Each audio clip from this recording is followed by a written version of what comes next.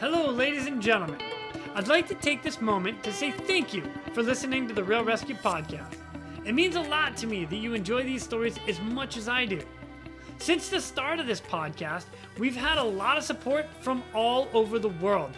It has been amazing. Now, we have companies joining our team that also want to say thank you for all that you are doing out there standing the watch. These companies are offering discounts on their products as a way to support the rescue community and those tuning into the Real ResQ podcast.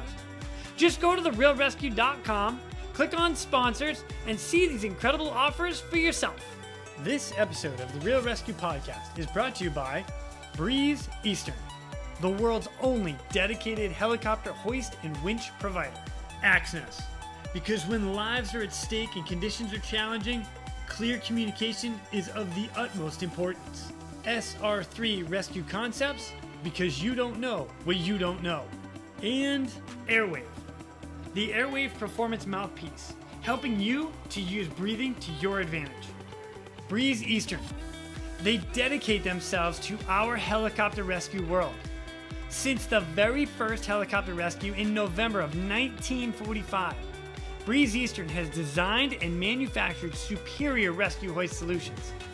While much of the technology and the unique mission requirements have changed over the past 75 years, their commitment to the rescuers, the operators, and those being rescued has not. Contact them today by visiting them at breeze-eastern.com.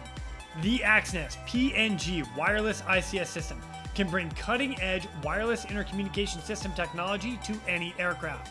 The PNG system can be fully integrated into an existing ICS system or can be carried on and off as a mobile base station.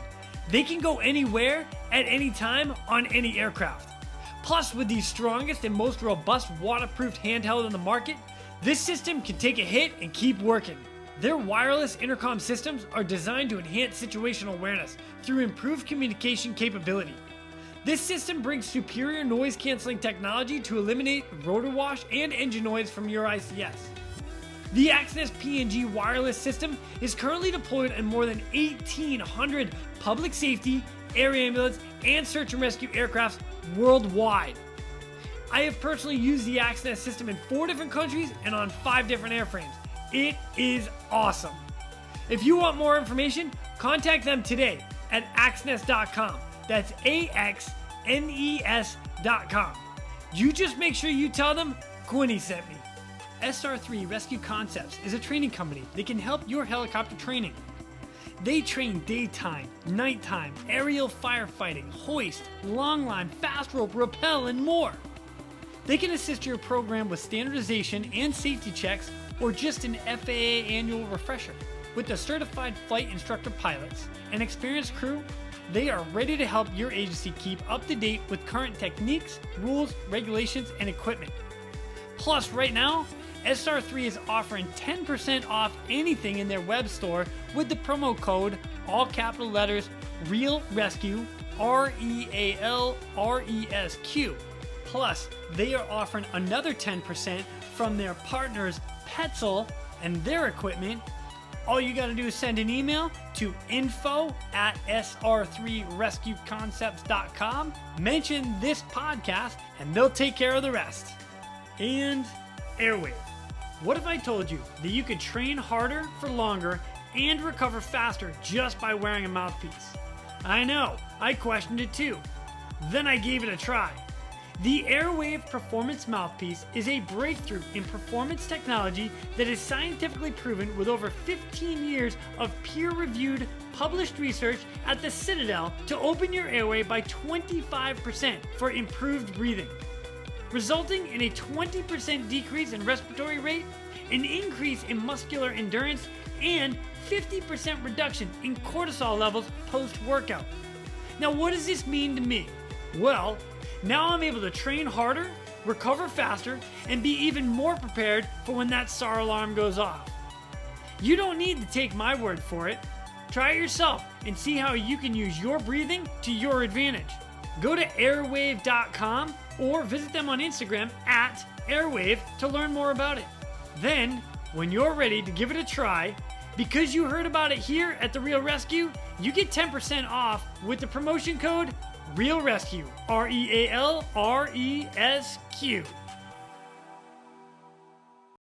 Coming up next, we've got stories to get into the mountains, the ice, the snow, rappelling in and hoisting out. They are incredible. So please welcome our next guest, United States Navy Search and Rescue Corpsman, Mr. Wayne Papalski. My name is Jason Quinn. I am United States Coast Guard Rescue Swimmer number 500.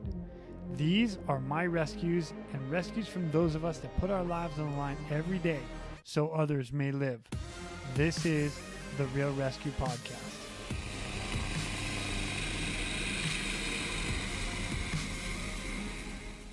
Ladies and gentlemen, welcome back to the Real ResQ Podcast.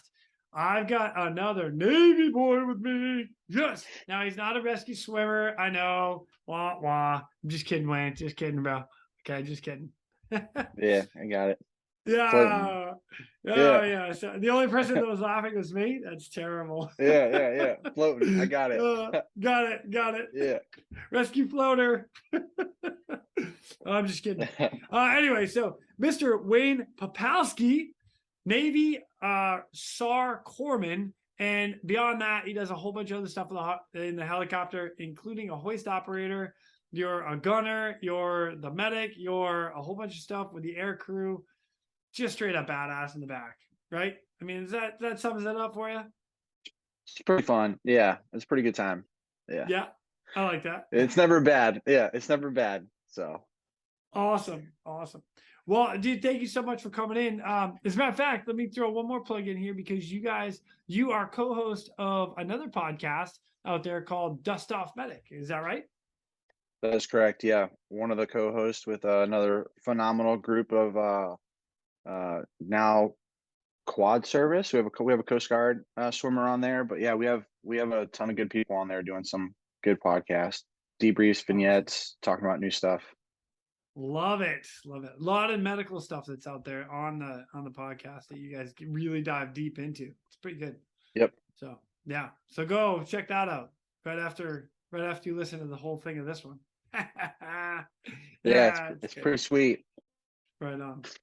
All right, well, I'll tell you what, man, before we get into some of your rescues and stuff, if you don't mind, give us a little background about who you are, how you joined the Navy, and so on and so forth. How you became a corpsman. Yeah, so grew up in the Jersey area, right around Newark and Bayonne, right across from New York City. Was a sophomore in high school. 9/11 happened, like right in front of my eyes. Saw the second tower fall from like the rooftop of my high school, and then decided to yeah, it was pretty gnarly. And then like shortly after that, like all the recruiters are coming by, so I ran into a buddy who was 2 grades ahead of me. He joined the Marine Corps. Talked to him. I was like, hey, I want to do something in medicine, because I saw like the first responders. Like it was just like endless miles of first responders going to New York City. So I was like, hey, I want to do something like that. And then he's like, not to be too like inappropriate or whatever, but he was like, you got to go see, inappropriate word over to the guys in white over in the Navy if you want to do that, calling them like homosexuals or whatever. And I was like, all right, dude, like cool, I'll go over there, So I went over, and at that time, out of the Brooklyn MEPS, we were not at war with Iraq yet. We were still in Afghanistan, and they were minting corpsmen out of that MEP station. And I had no idea what a corpsman was. I just told them I wanted to do something medical. I thought I was gonna be like working on an ambulance or a fire truck or something. I'm dumb, I'm 16 years old. I didn't know. And yeah, you're gonna be I was pronouncing it wrong. I was like, I'm gonna be a corpse man. Like I'm gonna be handling corpses. I was like, I guess, I don't know. And then I had no idea, dude. Like they don't tell you anything. They tell you shit, right? So like they're like, hey, get in behind the curtain, boom, so. So I came in 04, went right to Corps school.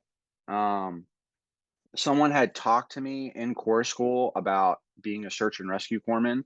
And I'll mention this a couple of times throughout we're talking, but like from the moment I came in, we were told we were going away. Like the community was just going away. They were getting rid of them. There was no need for them.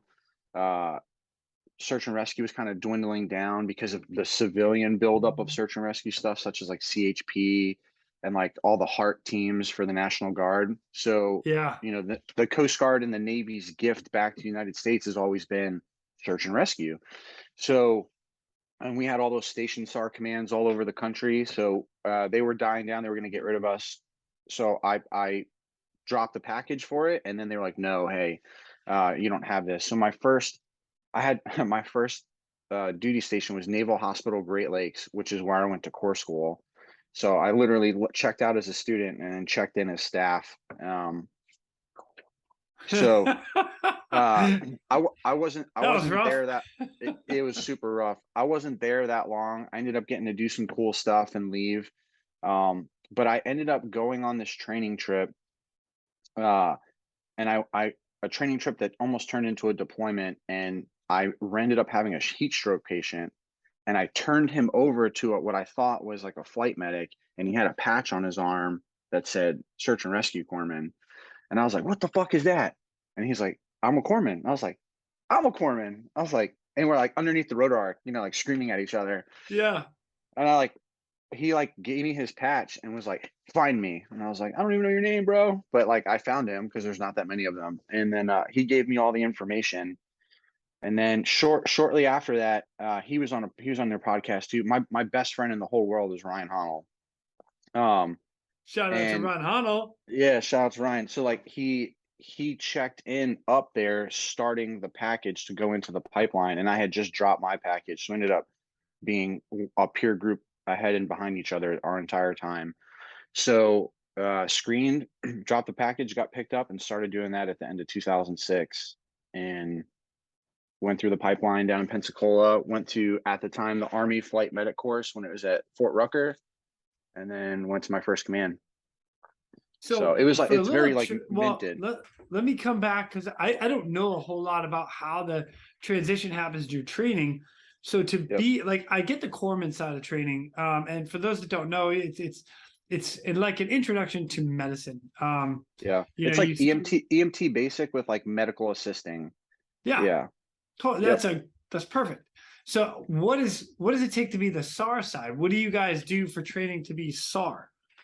Yeah, so there's the corpsman rate, right? Like I know the Coast Guard has rates, other services have MOSs.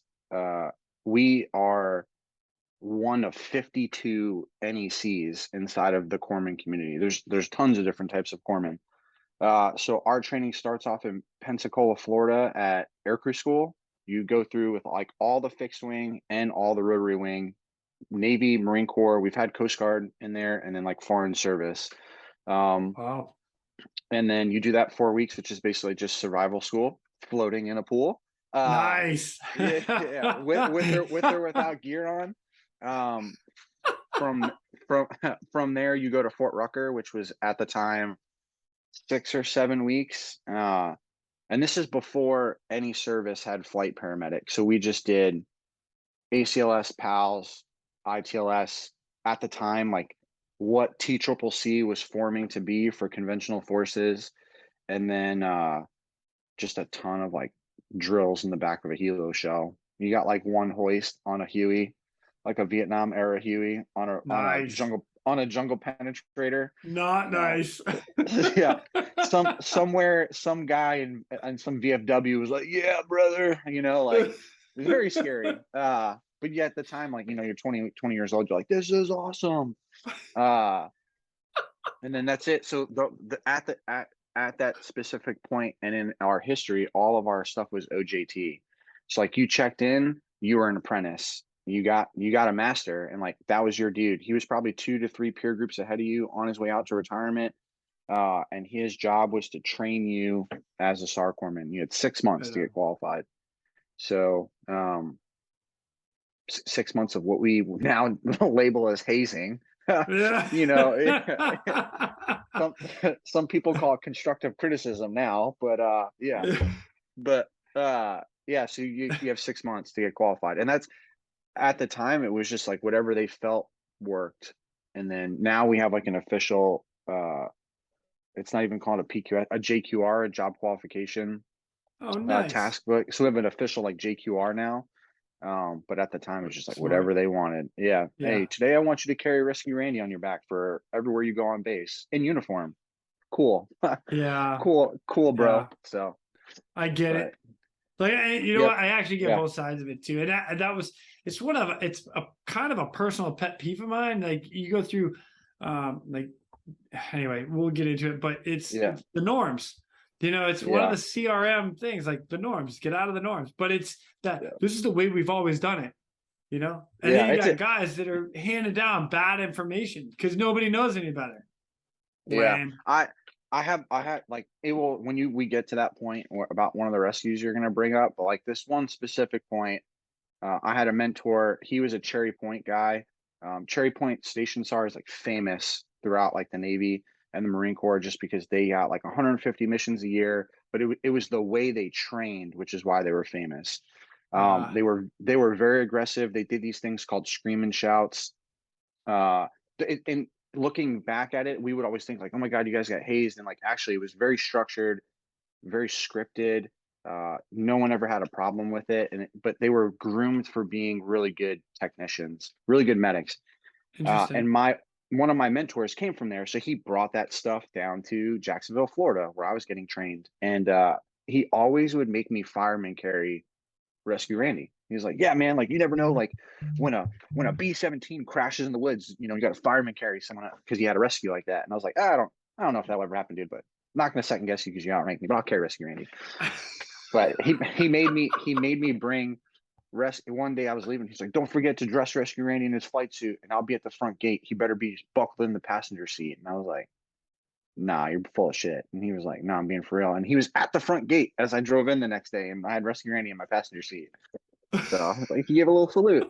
But yeah, wild time to be alive. So Oh my gosh. yeah, it Dude, was I pretty love good. it. I It love was it. good training. It was good training. You learn a lot, man, or you learn a lot Yeah. from everyone. The do's and don'ts. Don't be like Yeah. him. Be like him. So Yeah. Oh yeah, yeah.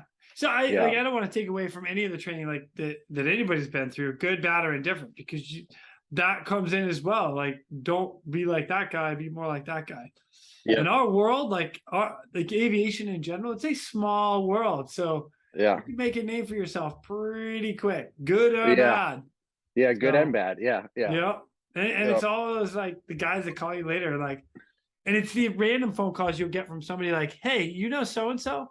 Like, "Yeah, what do you think?" Ooh, you want Or my yeah, like, you want my yeah. honest opinion or my like? There's I've come to learn that there's three different levels of he's a good dude. Yeah, like yo, he's a good dude. He's an all right dude. He's a good Yeah. dude. I'm like, oh, he's a bad guy. Like yeah, Right. Okay, you know what? yeah, Because I don't ever want to get in the way of somebody else's career. I don't want to I don't want to stop somebody from getting yeah, a job. That's not the. But if you're calling me and you want my opinion, yeah, yeah. like, I've had to do the same. Yeah, yeah, hey, rule number yeah, 6: don't be a prick. You'll be yeah, fine. yeah. Oh Oh shit. shoot! Yeah, All right, man. I'll tell you what. Let's before I get into all the like the award stuff and some of the fun yeah. stuff. What was your very first rescue you had as a SAR tech? It was a good one. So we were leaving for deployment. We were getting ready for deployment. We were doing like a last minute workup, and uh, what the whole story is wild. But and I'm not digging on the Coast Guard. So we got paged Oh, out. absolutely, you are. We Okay, got we you got. already started. What the I hell? started. I'm just poking. So we got paged out on. It wasn't even paid. I'm saying paged out because that's how we got our rescues in Washington. But we were flying around, and over Maritime 16, we heard the Coast Guard asking for assistance because they couldn't find this vessel. So there was two Navy ships in the area, and they were asking to get bearings and bunos to head out that way. So we were like, all right, what's going on? So it was a bird out of E City, and this is in 2000, early 2008. So it was for an explosion on a boiler ship. Ooh. So we were like, and we were like, all right, what do you have? And they said, hey, they have 4 patients. It ended up being 3, but they had 4 patients, and it sounded like there was an explosion somewhere in an engine room, and they need assistance. So like, I think I had been qualified like 2 weeks, like released, like can operate without my sea daddy, holding on to his Yeah, pocket. yeah.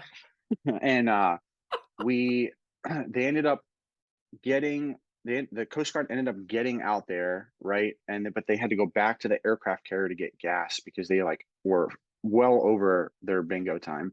So the carrier that we were working with like steamed towards them. They went and got lily padded gas, but we were like, hey, we have two flight medics and a rescue swimmer on board. We were doing a CSAR event, so like we got all our med gear, all our drugs. Uh, let's like a training event. Like, hey, we'll go, and then whatever the Coast Guard sector here was like, send them. They're closer. They got plenty of gas. It was a bitch to get to this. We were navigating like little pockets of rain cells. We don't have terrain following radar or weather radar on the birds. Like we're literally like just dipping and diving around these like cells. And then this ship was fully lit up. They had like these lights going that looked like a discotheque thing. And big Wow. big open flat deck in the back of the mast. And we just hoisted myself and a swimmer down. We're like, hey, what's, because they weren't even answering on the radio, like, hey, what's going on? They had guys waving with like flares. We knew that they were there. And got down on the deck. They barely spoke any English, standard. Yep. And they had like one British dude who was really good, and like their captain spoke pretty good English, but he's like on the sat phone, yelling at all these people on the radio, not cooperating. And coming downstairs, they had three dudes. A boiler blew up, which ended up shooting like steam on all three of them.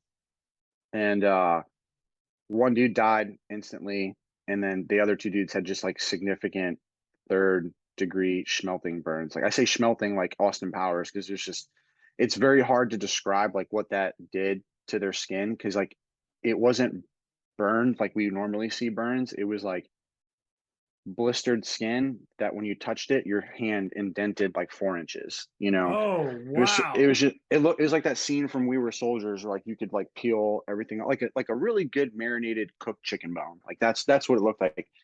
So one guy had it to his face and his neck, face and neck, and then on his chest, on his arm, and like his ring was, he had a wedding ring on, and it was melted. Like it was flat gold on his finger. And that would Wow. like that like stood out to me. And then the other guy, he was the worst one. So I sent my buddy, the swimmer, over to the dude with the burns to the neck, because he was talking. So I'm like, all right, he's cool. He's talking, not worried about criking him. Cool. Went over to the other guy. Everything was burned on his body except he had a welder's bib on, because that's what caused the explosion. They were doing some work on the side of this like pipe next to this boiler, and he had this welding bib on, and the only thing that wasn't burned was nipple line down to his dick, and Wow. everything else had burned. So we ended up criking him. Uh, Ended up trying to get IVs on him, but like we couldn't. And this is 2008, so like the only IV or like IOs at the time we had were the fast ones that go on the chest. Oh, yeah, So yeah, I yeah. so I went to go like give him an IO, and the IO went through almost through his sternum. Like it was like pushing on like rubber bone. Oh, Um, geez. so um I had a really good paramedic instructor. Um, she had been a nurse for like 40 years, and she was a nurse paramedic. And I remember her saying, in a last ditch effort, there's always the main vein. So I like across like the billboard that's on my forehead as I'm stressed out sweating, I was like, I wonder if I can do a dick IV on this guy. So yeah, it worked. It's, and people call me bullshit. There's a couple Rangers and 160th flight medics and a couple SAR corpsmen have called bullshit. It works because we tested it out in the back of a Walmart parking lot in the middle of Georgia doing RMTs. So yeah, I dropped them off at it's got a different name now, but it's the Level 1 Trauma Center. It used to be called Pitt Memorial in North Carolina. Okay. It's Greenville now, but I dropped him off. He ended up going up to Baltimore to Johns Hopkins to the burn unit, and Yeah. I don't know what happened after that, but I remember turning him over in the ER. Like, you said you had IV access, and I was like, like pointing down, and they were like, "Oh, you got a femoral line, or you got an IO," and I was like, "A little bit higher." And the nurse pulled it up and just saw this like 18 gauge in this dude, top of this dude's, junk, and she goes, "What the?" She's like, Oh "What kind?" my God. She's like, "What kind of bushcraft medicine are you guys doing?" And then I yeah, it says I call that a medevac, or we called it a rescue because we had to like hoist them off. We put both of them in the litter. Um, we only had one litter, but one guy got in the old school basket that we used to have. Okay. Uh, but they both did pretty good. It was a shit show, man. We were on the ship for like an hour, and then by the time we got back, the Coast Guard was there, and they were like, "We'll hoist them out," and I was like, I'm not trying to be a dick. Like, we're on the radio with the antenna where you have the flabby push button, and I'm like holding it, like screaming. I'm like, Yeah, I yeah. was like, I'm not trying to be a dick, but like this patient, the one you could take the other guy, but like this guy, he's staying with me, like 100%. We're bagging him, pissing fluid into him. Yeah. I Wow. I actually opened up my med kit. I didn't have pain meds. I had everything else but pain meds. And I had remembered that they wouldn't let us check them out for whatever reason. Because it Uh, was a training flight it prior was to a it was that. a it was a it was a training That's, flight. Yeah. yeah. No, I can So totally get that. I hope that yeah, rule has changed. yeah, we have them on us all the time now, Good. and that started after, but it was I probably could have fought to get it, but like I just in my mind, so I did some backwoods things to control his pain, some things that would get me in trouble by my medical director if I said it out loud, but he got some doses to make him sleepy time, but I was some other meds, but he did pretty good. But the next I got back to the ship, and we were only on there for a couple of days. And the next day, we got a actual rescue, beat the Coast Guard out to it, and one of our swimmers got the Navy and Marine Corps medal for hoisting down in 20-foot seas. And then so like What? what we did the night before completely got deleted out of their minds, because they're like, "Yo, he got a real rescue. He was in the Oh. water, hanging from a ship, 20-foot seas." And I'm like, "Dude, we criped the guy last night." They didn't care. They didn't give a No, shit. okay, yeah, yeah. Yeah. You're And yesterday's then dude. That was so yeah, yesterday. that's exactly what happened. Yeah, nothing happened. So that was my first one, and then I went a good bit. We Wow. did a ton of medevacs, a lot of stuff in Iraq off the oil platforms. Yeah. Um, and then yeah, didn't had some.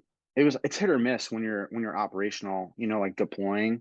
Yeah. Um, the primary is the mission, secondary is wherever you are, but good missions. And then I ended up going to a soft helicopter unit where our only job was CASEVAC. So a lot of good missions there. So yeah, the first one was a doozy though. It was like, what?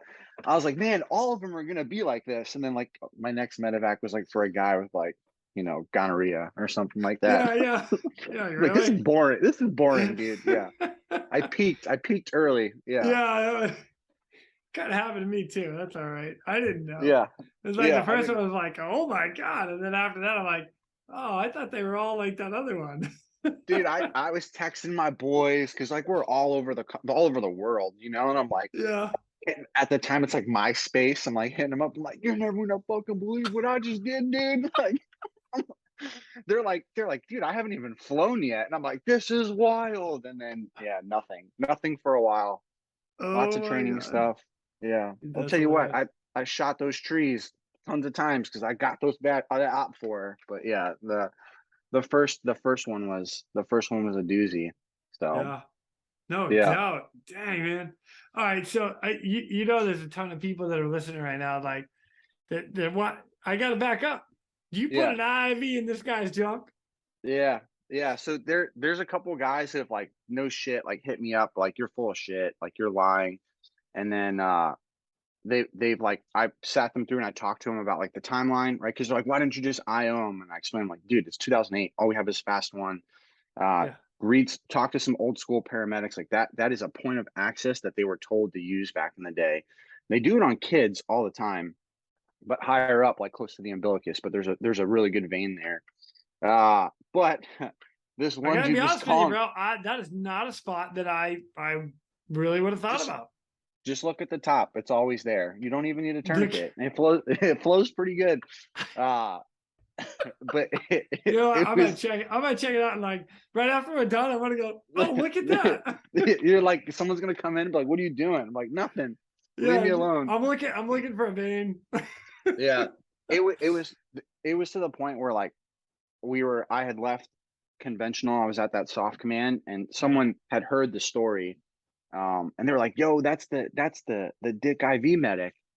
And like I love my fellow servicemen, but like one of the Rangers that was with us, he was a Ranger medic. He was like, that's full of shit. And I was like, well, if you get drunk enough, let's try it. And yeah, sure as shit. He was like, 3 beers in, he was like, do it. He's like, I Oh want to my see. god. He's like, I want to see this get done. And I was like, let's go, boys. But and then I freaking love it. the best was there may or may not have been a picture of this at one point, and it somehow made it to like an ORM brief that got briefed to our Commodore. Like it floated around like all. So like here they're like giving an ORM brief, and they're like, yeah, weapon safety, needle stick safety, and there's a picture of a dude in a van, with the IV bag going towards his junk. Oh my But god. yeah, going back to that case, like I had nothing. I thought of, in my mind, I thought about cutting down. I'd never done that before. I'd never done a cut down to find a vein. Yeah. I've heard of people talking about it. I know SOCMs do it. At the time, I knew SOCMs do it. And I was like, you know what? Let's just try it, and it worked. So That's awesome. yeah. Well, all right.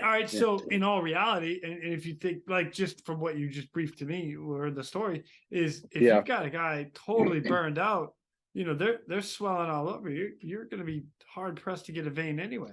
Without Yeah. an So IR. I tried everything. AC, like up or high on the arm. I looked on the chest. Chest was melted. I'm a huge fan of EJs, right? Like love them. But I had to crike through like 1.5 inches of tissue. So I would have had to I would have never known if it was there because his neck was so swollen. Yeah. He had someone showed me a picture of him before. He had a butt chin. You would have never have known because it was just so swollen out. Jeez, oh man. But I think from time of blast to time that we got there was like 35 minutes because we were already like doing stuff. So that's actually not too bad.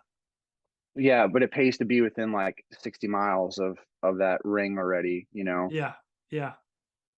But yeah, we were pretty far out there, which it was a pretty good stretch for E-City. But yeah, it was good. Good for you guys, man. That was a good one. That's the way to start a career. One time we sneak in there to get one from the Coast Guard. Every other time it's like they're like drifting in there, That's right. Yeah. Where you at, Navy? Yeah, that's exactly what happens. In the Dolphin, in their little Ferrari. Yeah. Oh god, I love it. Dude, that's hilarious. What a good case, man. Yeah. It comes up every once in a while. Well, I'm thanks for bringing it up here, man, because that's like everybody has their first, and it's like I don't know, I call it like the first girlfriend, like your first love. Yeah. You're like, you never forget that. I never forget it, dude. I always, Brian and I joke all the time because like someone will say something, I'm like, I'll be 70 years old with dementia, but I'll remember that, like, I'll be in my chair pooping on myself, and I'll remember that. He was like, yeah, I'll remember the Dick IV for sure. So that's hilarious. Yeah. Dude, I love it. All right, well, let me get into one of the award cases that you received here, and I'm going to hammer down. I'm going to read this. This is, and I'm going to go in chronological order. And just for everybody's knowledge, we're going to go over 5. Ooh, buddy. Ooh, I'm excited. Yeah. So let me read this one, and then let's get the recap. The President of the United States takes pleasure in presenting the Air Medal with Bronze Star for first award to Hospital Corpsman First Class Wayne N. Papalski, United States Navy, for service set forth in the following: citation for heroic achievement while participating in aerial flight while flying as search and rescue medical technician on H-60 aircraft assigned to Naval Air Station Woodby Island during a search and rescue mission on Mount Stewart, Washington on 5 June 2014. Petty Officer Papalski's forward-thinking, superior airmanship, and unmatched medical experience were vital in the successful rescue of a stranded and critically injured hiker. Upon her successful extraction by Firewood 58, he delivered life-saving care to treat the survivor's skull fracture, intracranial bleeding, occluded artery, arm broken in 4 places, and extensive facial trauma. Undeterred by obstacles, Petty Officer Papalski's demonstrated superior technical capacity and skill to safely effect the high-altitude rescue in close proximity to the near vertical rock cliff, which left zero margin for error. His efforts saved a life where other crews and aircrafts could not. By his skillful airmanship, steadfast aggressiveness, and exemplary devotion to duty in the face of hazardous flying conditions, Petty Officer Papalski reflected great credit upon himself and upheld the highest traditions of the United States Naval Service. Bro, that is legit. Up in a mountain, like, holy cow, life-saving. So occluded artery, intracranial bleeding, broken arm in 4 places. What the hell? Yeah, dude, if you ever make it to Washington, Mount Stewart's a beautiful mountain. It's a super deadly mountain. And like anyone who flies around there, so Yakima, Dustoff, Chelan County, King County Sheriff, Snowhawk, so Snohomish County, they're all like civilian sheriffs that have helos, and then the Navy and the Coast Guard. Like, if you hear Mount Stewart come across your page, or that's like where the spot beacon is, everyone's like, because it's just she's an angry lady. She's always angry. There's never a time she's not windy, hot. Like, it could be middle of winter and they have that weird inversion layer, and it's like, you're in Gore-Tex and a goose down, like getting ready to hoist out, and like you hit that inversion layer, like, God, it's 50 degrees and our power just spiked. Like, what the fuck? So wow. Yeah, she's a pill, man, for sure. Well, give us what happened with this case? Yeah, so you get launched out for just so that specific thing is one of 2. So she fell from this there's a false summit there. If you look at the mountain, most of the pictures are always the south looking north, because that's where it's more pretty, and then the north side is all like super steep technical rock climbing. you can crag up on the southeastern side, and they were up there, and she slipped down this like little glacier chute and fell about 800 feet, slid 800 feet, playing pinball with everything down. Oh my God. That happened on a Thursday night, or a Thursday afternoon. The winds were too unsteady for Snohomish County. I love Snohomish County. Bill Christorf's a phenomenal pilot. I got some buddies that fly there now. That mountain is a little bit too much for their Huey sometimes. So they it was right around 8,500 feet, maybe a little higher. I can't remember the exact altitude. Wow. And we were doing SAR jumps that night, Thursday night, and we were in the middle of like resetting around pinky time, getting ready to do nighttime deployments, and air traffic control was like, "Hey, swap your call sign from Firewood to Rescue. We got a mission for you." We're like, "Oh shit, game on, boys!" And we had a lull period for a bit. We hadn't had a good rescue since January. We had a couple, like, we call them pregovacs, but we had a couple medevacs for a bit, and then we were getting the details, and they were like, Mount Stewart, 8,500 feet. We're like, oh shit. So we launched out there. Ended up seeing her like immediately when we got there. It was about a 35-minute, 40-minute transport or transit time. They heard you could hear the helo, 10 miles out, because it's just mountains, so it's just echoing. So they had their helmet light going, strobe light going, and we could see them clear as day, almost at the summit. And we made an approach. Bird started shaking, tail kicked a little bit, and they're like, don't like it. So the pilots drifted off, came back, and the winds were just crazy, like wild, like gusts of anywhere from like 40 to 50. Aircraft couldn't get stable, power spiking up and down.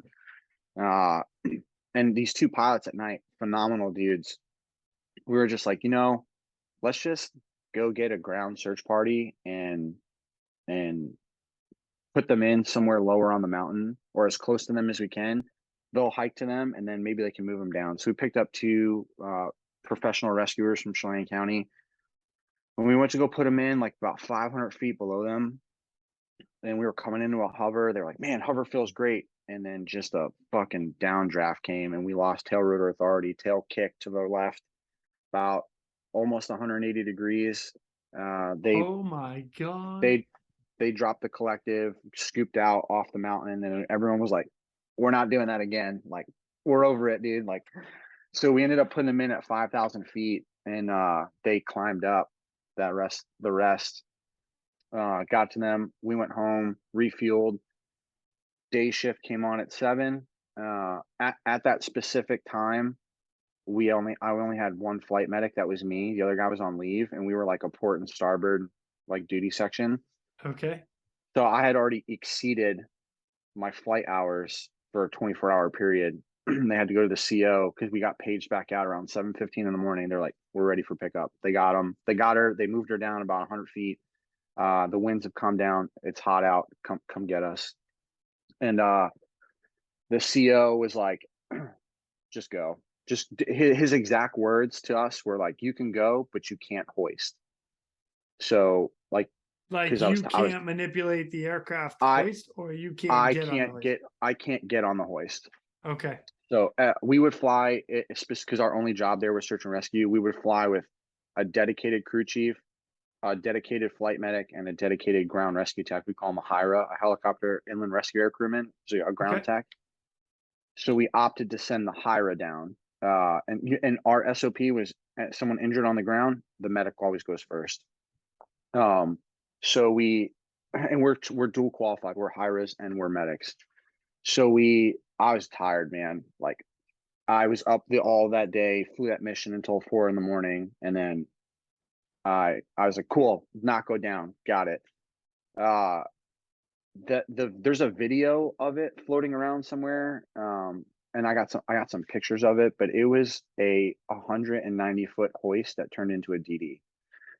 A DD, direct deployment? Direct deployment, yeah. So he just went down and slipped it on and cinched it on her, cinched the strap on her. There's some pictures of her like on the ground, but like she's got obvious facial trauma on because there's some like ground rescue techs there. And her arm was mangled and they sling and sloughed it to her body. You can't see any of the breaks. But my buddy Corey, who is the crew chief for one of the rescues we're going to talk about here in a little bit, he was the HIRA that went down, dual hats, that qualification. And 190-foot hoist.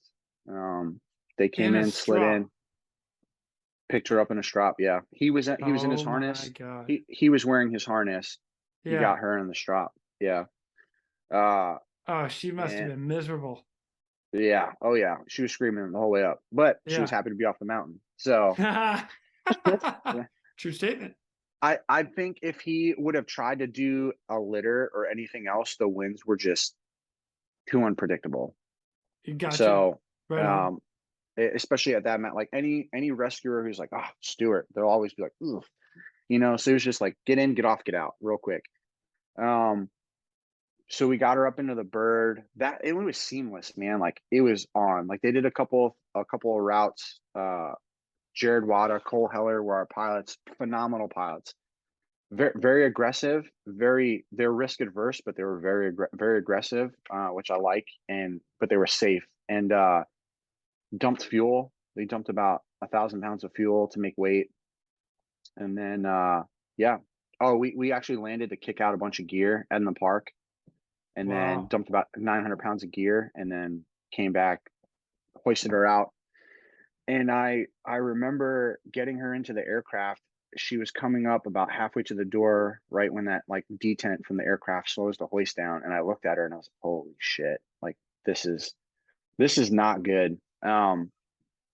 So she gets in, closed the cabin door. Fun fact, did not know this at the time because like I had cut clothes off people in Afghanistan before that had goose down, but never like under a rotor arc.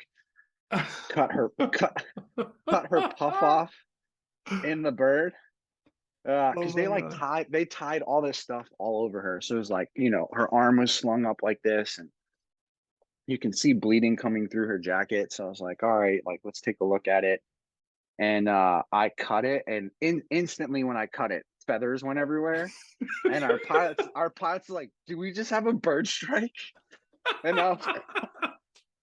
and Corey's like, "No, fucking Wayne cut this chick's jacket." And I was like, "Oh damn, I'm sorry, dude." So but funny moment. But yeah, she had a humerus break, a mangled elbow, her AC joint was separated, and like depending on how she moved her arm, it would like occlude like her radial. Like, so we like manipulated. I gave her a shit ton of ketamine, but I gave her a ton of meds. I repositioned her arm to like where I could feel a good radial pulse, and then Yeah.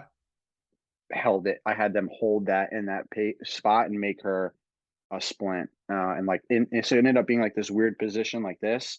And that's how Yeah. she had a Like radial it's pulse. And we like just just outstretched or and the shoulder elevated and yep. holding up. Yeah.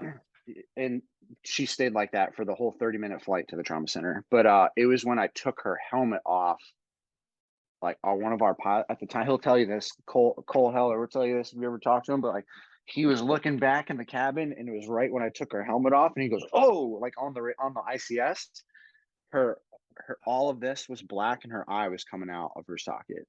Oh, Um, what? yeah. So Wow.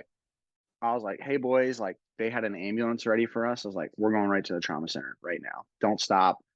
Don't turn." They had the life flight going to, and that kind of pissed them off because they were hoping to get that mission.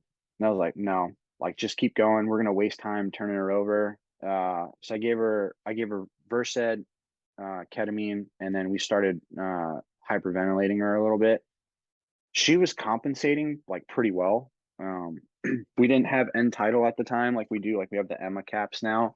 Yep. But Nice. I put her on the nasal cannula, and her end tidal was like she was self hyperventilating, and her end tidal was like 37, and her pressure was like 160. So I was like, all right, you have a head thing, but like you're not herniating, so like cool. So we got Yeah. access, gave her meds. Once we calmed her down, her pressure came down a little bit, but she got like 130 of ketamine over the whole trip, and then she got 5 of Versed, Wow. and then turned her over. But it was just we finished that call, and then we had to go back and get the rescuers because they got stuck on this like pinnacle they couldn't get off of. So we had to go back and pick up the Chelan County rescue dudes and hoist them out. So from start to finish, from the day before to then, it was like 28 hours. I think I logged 18 hours of flight time, like Holy like cow. actual flight time. Jeez, So oh man. yeah, it was a good one. Corey did a phenomenal job. Like that hoist was almost bottomed out because we only have a 200-foot hoist. So Wow. yeah, Dude, that's crazy. For everybody that doesn't know out there, so end-tidal CO2 is measuring the CO2 that's coming out, that we're breathing out. It's registering on the machine. Off the top of my head, ready, Wayne? 35 to 45 is the normal yeah, range. So if 30, you're, yeah, go ahead. yeah, 35 to 45 is your normal. If it's higher than 45, you're either not breathing right, you're acidotic, and if you're or you're holding on to your waist. And then if you have someone with a head injury, you want those numbers lower because it causes cerebral vasoconstriction, which limits the amount of blood going to your brain. Yeah, So look at it's just you, a good way man. to yeah. I'm in medical refresher right now. I'm teaching medical So refresher right now, so it's hot. yeah, but It's I was hot. gonna say all that. Yeah, I'm yeah, happy you were yeah, like, yeah. It just flows so freely. Yeah, that's awesome. yeah. No, nice. So, but yeah, well, I mean, because you mentioned, she had a end-tidal CO2 of about a 34, 37, Yeah, somewhere in 30, there, 37. Yeah. 37. So So she was she's in a good spot. Yeah, yeah, I think I was saying like looking at it now, and especially I teach the community that I teach medics in now, because I'm an instructor. They like, hey, pain's a big deal to them, but she was in such pain, she was taking short breaths, so she was hyperventilating herself. I didn't yeah. need to do it. She was doing it for herself. And then when we gave her the med, she kind of calmed down a little bit, and her pressure came down. But Wow. Nice. Yeah, it was definitely she was walking herself towards getting rapid sequence intubation. If she would have kept like not doing well, we would have RSI'd her in the bird. So Wow. All right. So the only other thing that I want to touch on with this is the fact that you guys used a quick straw. Wow. All right. Now, yeah, full disclosure. I was not on scene. Okay. I am not the yeah. one making the call. But I love to debrief. So, I believe it is a quick drop. I okay. was not. I believe it was. We have a few. I was up there. I checked in. I became the LPO, and then I ended up being the chief up there. I made chief while I was there. We had like, Congratulations. oh yeah, thanks, dude. We had like, I don't know, almost 300 rescues while I was there as a total, as a collective, Yeah. as a community. 10 of those were DDs with quick drops, Got it. holding physical friction on the friction adapter, not putting the Yeah. diaper strap on. Wow. It works if they're conscious, Yeah. not a good tool if they're not. Yeah. I knowing what I know now today, I don't think I would have used that piece of gear. I think I would have used like a CMC hot seat or the new LSC So we didn't harness. have so we didn't have those at the time. And So I the agree because this is 14. It's yeah. 2014. So It's old school, uh but right 2 months after this rescue, we had another female, and it is one of the reasons that the CMC has an airworthiness letter. Side tangent for people who are interested, but we used to have the life-saving rescue vest where you had to slide their legs into it like a diaper oh yeah, yeah. and then put it over her, but her arm was so mangled he didn't want to put it in because she had to have both arms in it like this, so she wouldn't be able to be in it correctly. Got He it. was able to get the strap underneath her, right? We actually induced harm on a chick. Like her feedback to us was, I wish you would have put me in the basket or the litter because the vest hurt her so bad. And then Wow. we used to have to cut them off of people. So we're spending $400 on something that you slip on them and you had to cut it off. And now the CMC harness, it's just enclosed on them. You can undo it and they come out of Yeah. it. Yeah. At that time, those devices, they were either not approved for flight or they did not exist yet. Right on. So Wow. that's one of the reasons we didn't use it. But yes, I concur. I would have used something vastly different. Yeah, just now, and I just want to put that out there for everybody else. I Yeah, mean, again, I was not on scene. That was not my call. I didn't. You guys know you had the gear in the aircraft, but just thinking about that with all the injuries that she has, like, whew, gnarly, yeah, gnarly. yeah. It was God, a good good one. job, man, to you and your Yeah, crew. Freaking badass. yeah. Pilots, All right, pilots crushed it. Yeah, yeah, yeah. Dude, the fact that even the tail kicking out because you get the downdraft, you get to fly out of that. Yeah, how many yeah. accidents have we seen from different videos of all of a sudden an aircraft comes into a mountain too close, downdraft, takes them out of the air, into the mountain, all the way back. There's that one floating around the internet right now that Huey coming in on that pinnacle. And like Oh yeah, comes in, flares, and just tail rotor authority gone. totally. All right, let's go to the next one, dude, because I'm digging this already. Here we Yeah. go.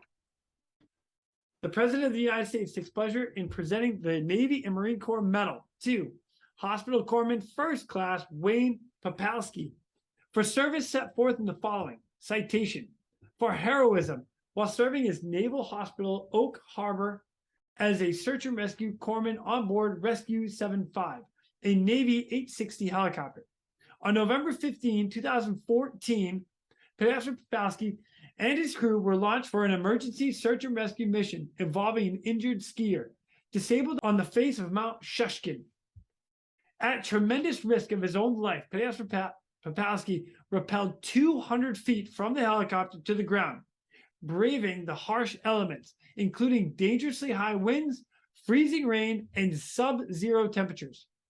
In the pitch black, covered in darkness, he traversed over 100 yards across a perilous landscape, navigating through swift water, flowing ice or uneven terrain, icy rocks, and fallen trees to reach the critically injured survivor, all while battling the freezing cold and his own debilitating hypothermia.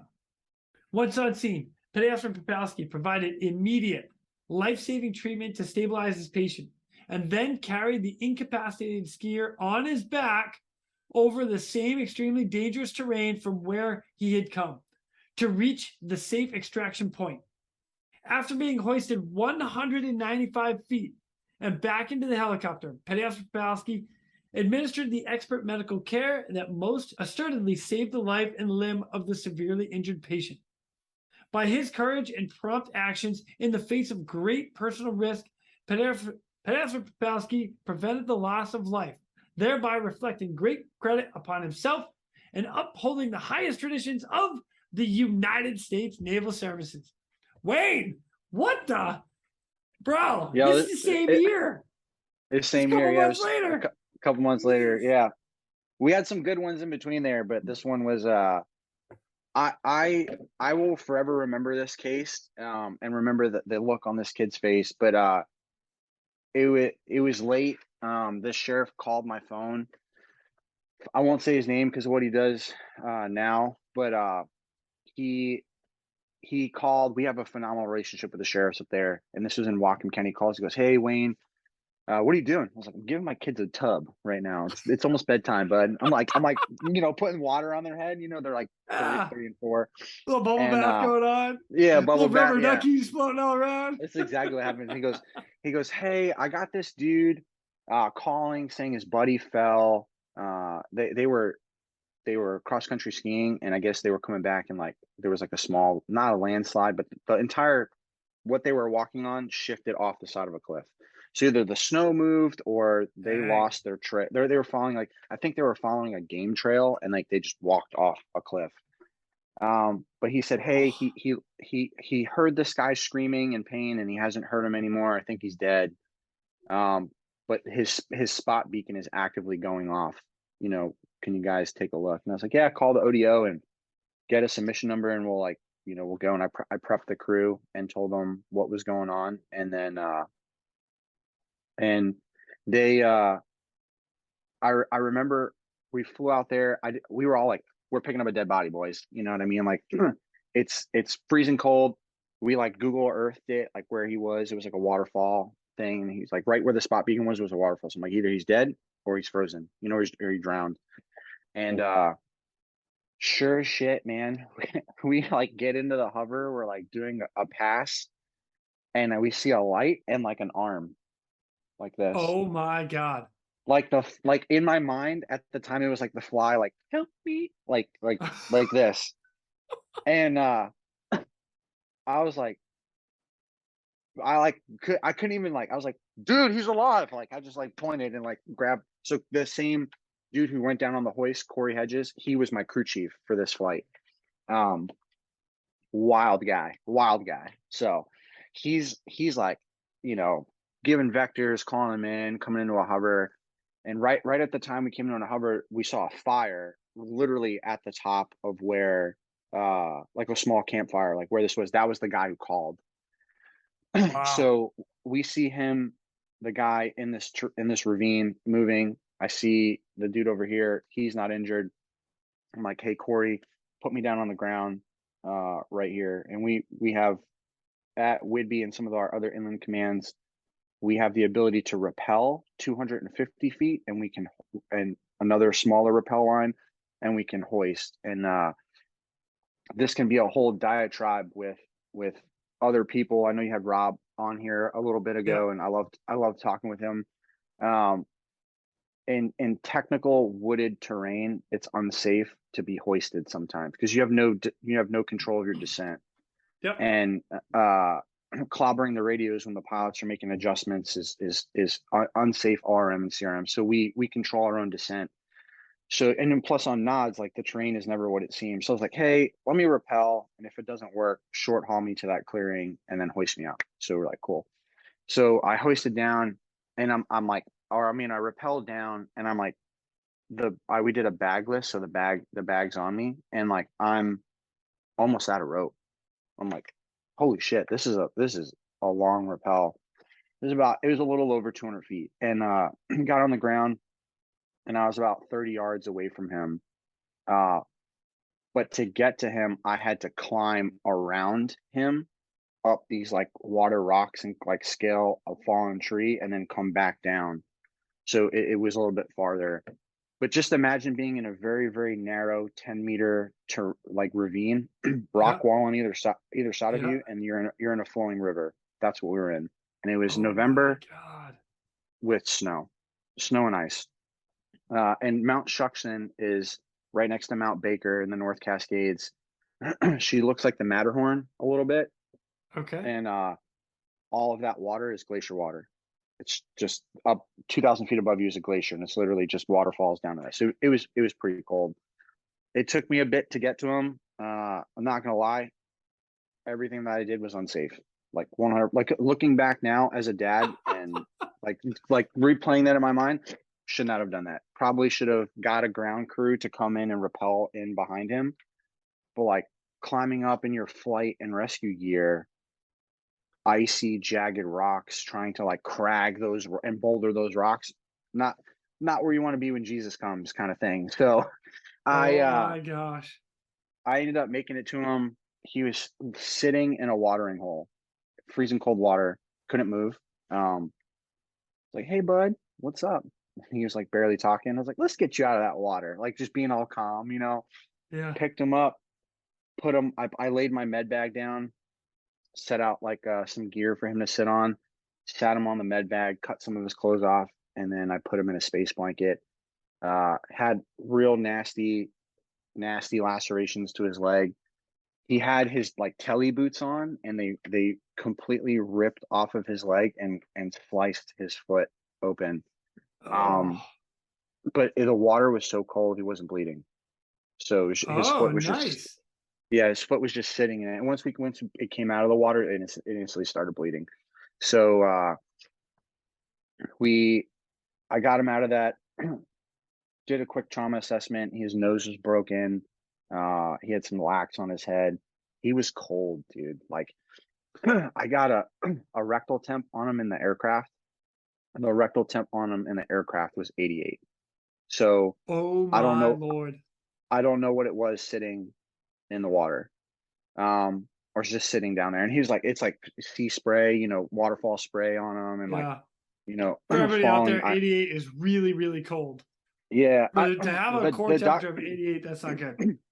the doctor asked me how he was alive, and I was like, ask him, dude. I don't know. Like, ask him. Will to live? I don't know. He was 17 at the time, so the body could take a lot, but lifted him up out of there. We did bring the rescue vest this time. Hey. I slipped him in the vest. I got it on, and I was like, "Hey, Corey, I'm ready for pickup." And he's like, "Stand by. I'm mid hoist right now." So they were hoisting the other guy out, like right at that time. I couldn't hear anything but waterfall in there, and we have a really good radio system. So I was hearing him, but I couldn't hear the helo off Peltor's. And he's like, "Hey, coming back in, ready for pickup. Cover him up. We're gonna hoist you. Turn your strobe on." I turned my strobe on, my helmet on, and then he like immediately like, "Hey, I can't get to you." He's like, "Where you're at, there's no way to get the bird to you. And the trees are 100 feet above you, and you're about 90 feet down where you're at." Holy shit. So uh, they would have had to re-rig another rappel rope and drop it down to me, and then I would have like we'd have to clip in for a short haul. But Yeah. even then, the trees were over us. There was no way to get the rope to drop the rope down to us. Wow. So I was like, "Hey, I'll move." And I looked at him. I was like, "Hey, can you walk?" And he was like out at this point, like just not. He was just sleeping. Like he was like, and I like alert to painful stimuli. So I picked him up and put him on my back, and fireman carried him down that same fucking terrain that I had just climbed up, and fell in chest deep freezing water. Foot slipped, fell in chest deep freezing water, kept him out of the water. And I talk about hypothermia when I teach this to people. Like I know we have cold weather training in Alaska, and the Coast Guard has their own stuff. That instant feeling of water that is below freezing, that cannot freeze because it's moving too fast, is like getting stabbed in the chest with a sharp knife. Oh yeah. It was the most excruciating pain I've ever had in my life. And I had him on my back, fell in the water, and then went down to this other spot that I looking at it, I thought that the bird can get to me. Corey gets on the radio, more bad news. Like, hey bud, can't get to you. And I was like, you're really killing me here, bud. So Corey, I still, Corey, come on, yeah. Corey. I'm like, Corey, let's get it together, dude. So I had my strobe on, and I was like, hey, where do you want me to go? I can't go any farther down. There's a waterfall. I can because I can see it. Like it looks and it drops off. And he's like, yeah, don't go that way. Can you come about 20 yards behind you and then walk to the other side of the ravine? And I said, yeah, I can do that. And I was like, it's pretty deep water, so just like keep an eye on me kind of deal. And like guide me. And he's like, yeah, got you. So they're off over the waterfall in a hover, like a hoagie, looking at me. Yeah. So I have him back on my back, and I have to go back into that spot that I just like went chest deep water in. And I was like psyching myself up. I'm like, let's do it, boys. Like, boy, like, let's do it. And I had to like, it's so before I slipped and fell in, so it was a surprise. Now I'm like talking myself up in my head to like go back into that. And I was just like, just go. So I just jumped in and got stabbed in the chest again. And it was so painful, dude. Like, and if you're a man, you know exactly where I'm talking about, where it was painful. It was terrible. Yeah. Seeing So the high notes. yeah, exactly. So I made it over to that spot, and I'm like, Corey, clear for hoist, send the hoist down. He's like, yep, coming to you. So he's in a hover. If you ever talk to him, he had a tip of a tree right next to the main mount, like barely touching the main mount, which is. And then the pilot had a visual of one about a half a disc out of the rotor arc eye level with him holding a phenomenal hover, right? So like Corey's got a good visual, pilot's got a great visual. And he's like bottoming the hoist out, and the hoist stops. He's like, oh, I got a hoist failure. And he's like looking to see if he's got caution lights, and like looking over, checks the lights, and he's like, I got a hoist failure, but the hoist goes up. He goes, oh no, I bottomed the hoist out. I don't have a hoist failure. I'm like, dude, the hook, I'm on the ground, the hook is right here. Yeah, like right eye level. You need level. 2 feet. You need 2 freaking feet. I need 2 feet. So I was like, fuck, Corey, what can you do? She's like, hey, let me try doing this other thing. It was a little bit higher than it was like just above my head. So Okay. I hear this on the radio. So he goes, back the bird up, 3, 2, 1. All right, don't freak out. Your tail's resting against a tree. It's totally fine. It's totally fine. So this is exactly how he talks.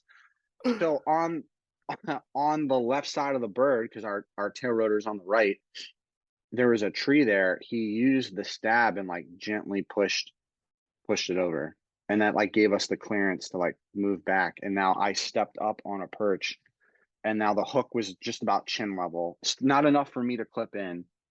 So I clipped him into the hook. I daisy chained his D-harn or his D-link, clipped him in, and then I clipped into him, which is 180 of what the pub says to do. I clip, 100%. He clips to me. So he clipped in, and then I clipped it. So he was the mom and I was the dad kind of thing. Like someone's got to be the mom, someone's got to be the dad. So secured him, and then ready for pickup. And Corey, we short hauled out to pull power because the pilot didn't want to be hoisting that whole time next to that tree. So they short hauled me out, and so I was clear of that tree, and then he reeled me in. And then honestly, like in the bird, there was no real medical care other than warm IV fluids, got him in an HPMK or a hypothermia management kit, and then I checked his rectal temp. When we got to the hospital, I kind of like hyped out a little bit. So we did the turnover, and then like they were looking at me like, you don't look good. And I was like, I don't feel so good.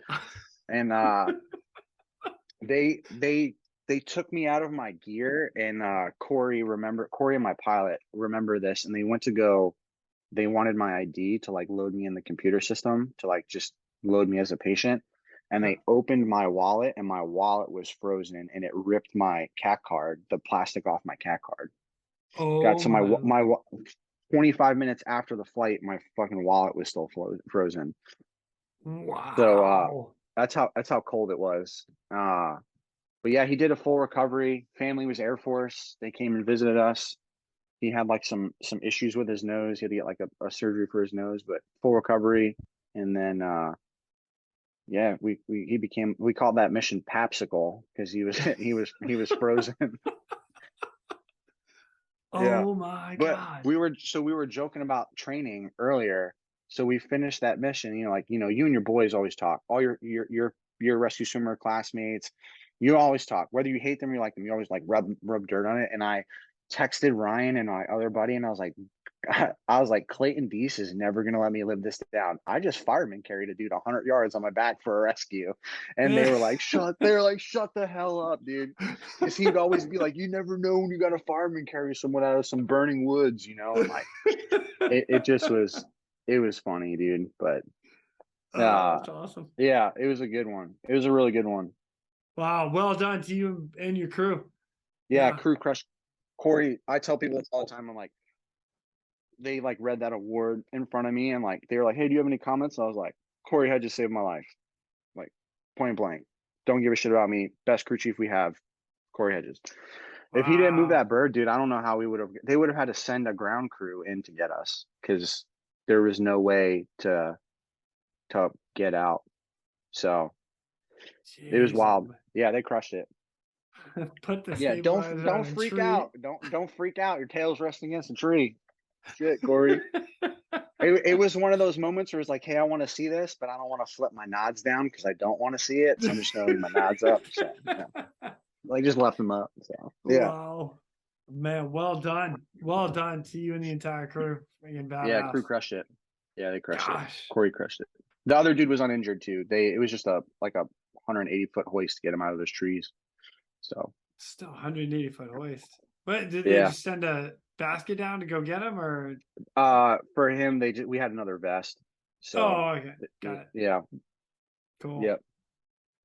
Woo, pretty badass, man. All right, I'm gonna go to the next one because this is kind of cool. So you you and your crew earned a the Naval NHA Naval Helicopter Association Award in 2015 for Region 1 non-deployed. So here's the write-up.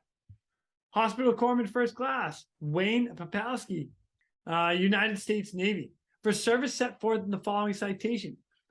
For sustained superior airmanship while operating Firewood 91, assigned to Naval Air Station Woodby Island Search and Rescue on 14 and 15 June of 2015. The crew of Firewood 91 demonstrated exceptional courage and tenacity in their search and rescue efforts following a distress call from a stranded and critically injured climber who had fallen down a cliff near Kolchak Lake, Chelan County, Washington. Undeterred by obstacles, the crew demonstrated superior skill and technical capacity during an extraordinary nighttime rescue, high altitude, in close proximity to vertical rock cliff, which left zero margin for error. Despite the perilous conditions and aircraft limitations while operating in the search, the crew of Firewood 91 safely and successfully executed the rescue where other rescue crews' aircrafts could not. The crew of Firewood 91 outstanding airmanship, devotion, and duty reflect great credit upon themselves and were keeping with the highest traditions of the United States Naval Helicopter Association. Bro, awesome. God, dude, I love this stuff. Dude, yeah, it's funny, like, a lot of the guys in the community know me. Like, I don't tout these a lot. I'm one of our like senior peers in our community now. Like, you survived your way up. So for the record, most of us don't talk about this, and I have to drag it out of every one of you. All right. Yeah. I don't, like, they sit in a book and they're there, and I don't go, oh, hey, look what I have, and I hate wearing my uniform. But hearing them, I'm like, whoa, that's fucking cool, dude. Like, we did that. Yeah, right. We did that.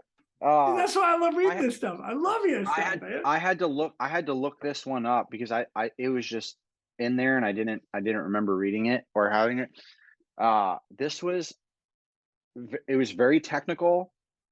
It was very wild, but what happened 24 hours after was even crazier.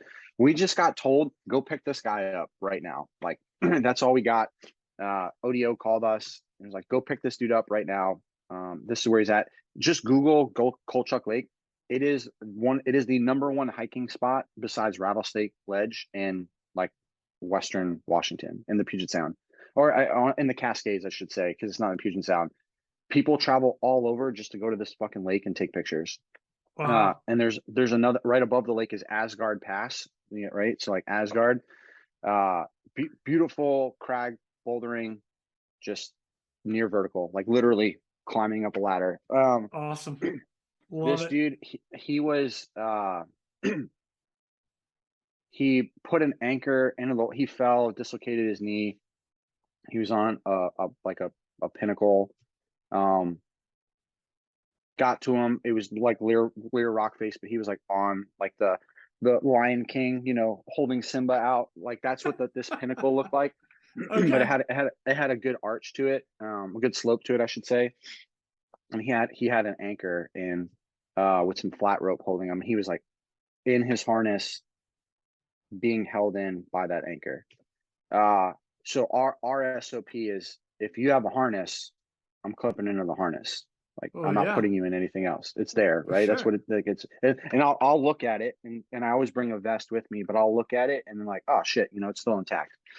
It takes a lot for a harness to get chopped up and not like be usable. So we tried to hoist directly down to him, but there was like near vertical rock face.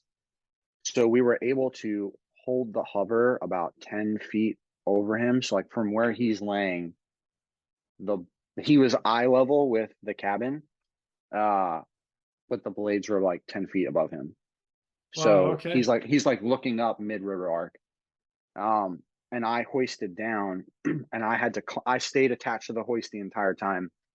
So like a DD, but I climbed up to him, and got to him, and he was conscious.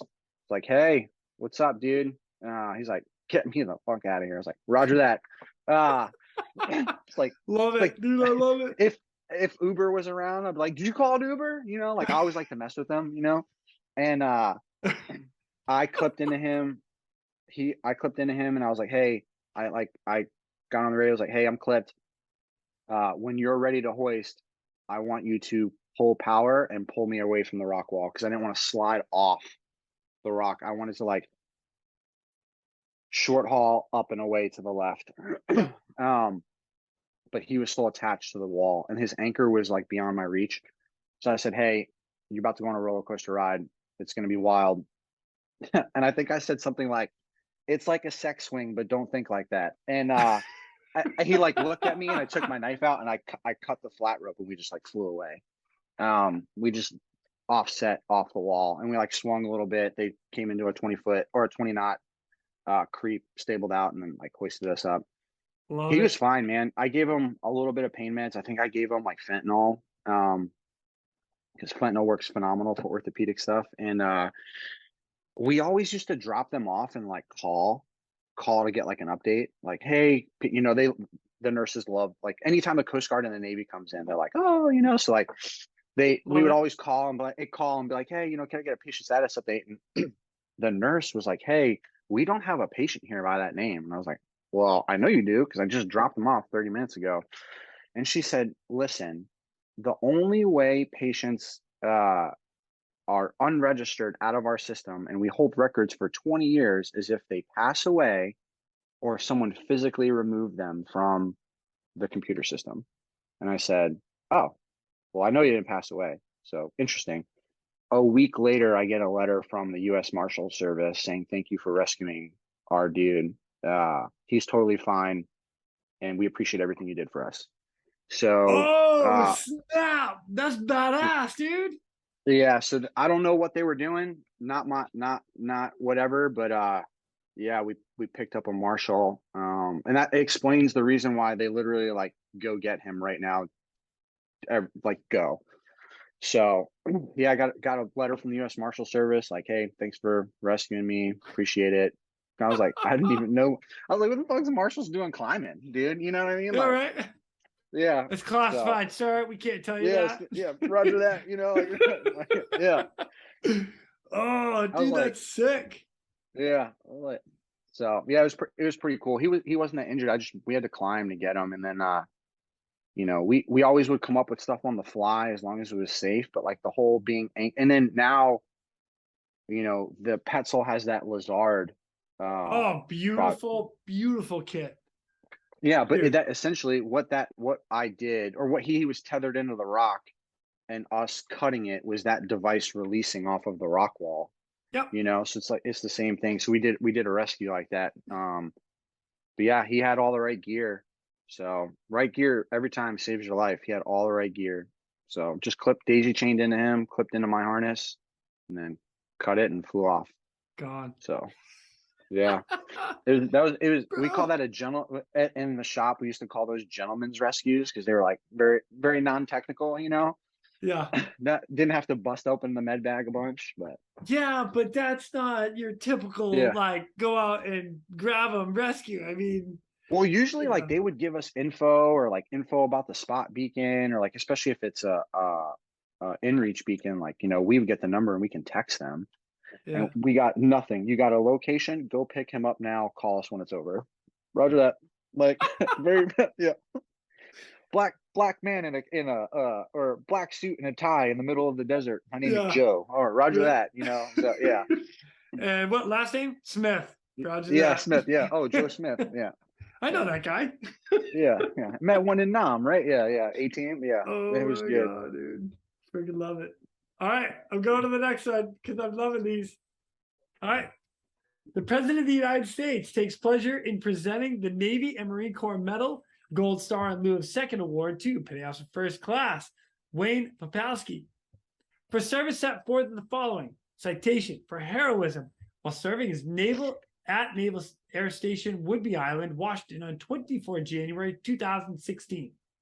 Petty Officer Papalski's superior leadership, unmatched determination, steadfast courage, and incomparable skill in the face of the vast personal danger were critical to the successful rescue of a backcountry skier caught in multiple avalanches, battling below freezing temperatures, unstable ice boulders, near vertical terrain, and the imminent threat to subsequent avalanches. He courageously took charge and rappelled to the position of the stranded, critically injured skier.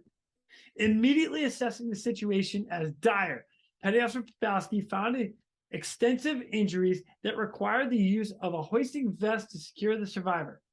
Utilization of the vest was extremely difficult due to the patient's size, ski gear, waning consciousness, apparent head injury, and the wet and freezing conditions. Once on board the rescue helicopter, Petty Officer Papalski administered critical advanced life support services while suffering from cold-induced lack of dexterity in his own extremities. An exceptional provider, he quickly determined traditional intravenous insertion would not be possible. He quickly performed an intraosseous cannulation utilizing veins in the leg, providing fluids vital to saving the patient's life. By his courageous and prompt actions in the face of great personal risk, Petty Officer Papalski reflected great credit upon himself and upheld the highest traditions of the United States Naval Service. Bro. I'm excited to talk. I'm excited to talk about this one. It is sad when I kind of get into the story about what happened because someone passed away. Okay. I use this to talk to people about one, when you have bad calls, it's okay to talk about bad shit and get mental help. If you're in medicine long enough, you should probably be talking to someone because you're going to see something that's not right. And then two, I will send you the link. There's a video of this. So we were required to wear it during daytime. We would wear GoPros for QA QI. For training and real world missions, we would release footage if they would sign a consent form. I have video of this entire incident. Wow, I nice. share it with you. I just asked you not to share it with anyone when you see it. So again, like we have these amazing relationships with your local civilian counterparts, and one of the Whatcom County or Bellingham Mountain Rescue guys. He works ski patrol on Mount Baker. So this is off of Mount Herman. From the parking lot of the ski lot, north lot at Mount Baker, you can see Mount Herman where they do their backcountry skiing. And he said, "Hey, we saw these two guys up on the mountain, and then like heard an avalanche, and we can't see them anymore. We're gonna send you a request for a page." And I said, "Cool. Do me a favor and just call them immediately right now, but have that guy that I told you I won't give you his name, that sheriff, have him call. And then, because if it comes from a law enforcement officer, it's an immediate launch kind of thing, Yep. because they're the ground or the on scene commanders." So I said, "Hey, just have him call." And then I already prepped the crew. I'm like, "Yo, there was an avalanche. There was 2 people probably hurt, and let's get the going, boys." And as we were lifting off or taking off, and it's probably about a 20-minute flight for us, like cruising pretty fast. We got a text message that there was a second avalanche, and now they can see them. And it doesn't look good, is what they told us. They're both moving. One of them looks clearly injured, and they're together. So they were partially buried, and then they got hit with or they were hit with an avalanche, and they were thrown into terrain. And then they got hit with a second avalanche, and then they were exposed in the middle of the mountain. Wow. So I like over ICS is like, "Hey, hey, homies, there's another avalanche, and it doesn't look good." I'm always joking, with them. I love And it. yeah, and our 2 pilots that day, our aircraft commander, she's a great pilot. She's not in the Navy anymore, but she was like, "I'm really concerned with you going down if there's avalanches." And I was like, "Yeah, I'm pretty concerned too." And I was like, "You know what? I'm not going to hoist. I'll rappel, and you guys maintain tension on the rope. And if you have to, and you see something, just fly away. Like just Oh, short nice. haul, Wow. just short haul me." Dude, So that's brilliant. yeah, so I was like, "Just stay on the rope," and then especially because of the uneven snow boulders, I was like, I'll rappel, because it so you don't have to keep doing this. Yep. I'll control my own descent." And we got into a hover, and right as we got into a hover, we saw snow, like a snow cloud, and they had just got hit with a third avalanche. Oh, wow. We had just missed it coming around the corner, and saw one guy down at the bottom of the mountain. Ski patrol is on the radio with us, so our radios are kind of weird. Military UHF, VHF can't pick up some civilian stuff, so we had some aftermarket Motorola radios that had military band and civilian bands on them. Okay. So I was swapping frequencies back and forth, talking with ski patrol, and the pilots can hear me talking, but they can't hear their ski patrol answering back. So I was like, "Hey, they got positive visual on the one guy. He's partially buried. They can see him with binoculars, but we couldn't see him from our angle where he was." And then they had that guy that was kind of like moving around at the bottom of the mountain. So I said, "Hey, this guy's moving. This guy's not. Let's go to this guy first. The guy who's not moving." So we threw a Mark 18 smoke grenade, because it was well deep down into a gully, and we were about like 800 feet above that. And it's if you imagine like 2 ski mountains coming into one bowl. So we Okay. threw the smoke. We threw the smoke to see what the winds were doing at the bottom of that gully. Um, some guys throw streamers. We throw a smoke. So we threw a smoke. The winds were pretty calm. Actually, the winds were negligible, like not even existent at that one specific point. And Wow. Nice. got over top of him, and he was the only thing that I can see was his right shoulder, part of his face, and his arm outstretched like this. Everything else was covered in snow. Rappelled down to him, instantly knew, like called it over the radio. A lot of trauma to the body, pretty cold. Other side of his face that was covered was pretty. It's just in case the family ever listens, I don't want him. It was pretty bad. So Got it. he was deceased. He was Appreciate that. deceased. Called it over the radio, and they marked time. That I remember having a quick conversation on the radio. They're like, "Hey, do you think it would be easy to get him out? And I just said, don't risk it right now. The ground party coming in to get him. So especially like if we pulled up the Abby stuff from this day, like it was low risk. It was in the green. It was a man triggered avalanche, you know? So it's just going in, asking them to go in after us to recover the body is like, it was unsafe. So I just said, hey, it's not worth it right now. I said, being physically here, and I'll show you the video later, I don't think that you should do it. So then I locked off on the rope, and then they came into a hover and then brought me back down to where the other guy was, and they were separated by maybe 100 yards, maybe a little more, down the mountain. So they had to ascend up and then come down with the bird. And then from the air, it looked like he had like been vomiting, right? Okay. Like there was just yellow stuff all like beyond yellow. It looked like yellow and blood, like all like it was a trail following him. Yeah. You actually could see that in the snow before you could see him. It's like clear as day. You could see that. So Interesting. Wow. we followed it and found him. When I show you the video, you'll see exactly what I'm talking about. And got down to him. Had the vest with me. These snow boulders were like the size of Volkswagen Beetles. So I had to like climb up to him and get to him a little bit, and got to him. He was posturing, significant like injury to his face, dent in his helmet, and he had all these clothes on that didn't fit. Like they did not look like his size. So he was so hyped out, he had taken the clothes off of the other dude when he went unconscious. So he Oh, had his wow. buddy, he had his buddy's clothes on him. And he was a very large human, and that guy wasn't. So like that's why I was like, what the hell is going on? Like it didn't fit. Like if you pay really close attention to the video, like the outside ski pants came up to like mid calf, but he had his own ski pants on underneath. So I got the vest on him.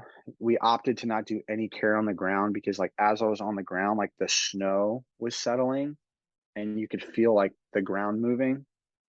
So like Wow. it's like the easiest way to explain this is imagine you're standing on giant Legos and like, you know, you put a Lego on loose and then you finally press it in, you feel it like solidify. That's what it felt like on the ground. But Wow.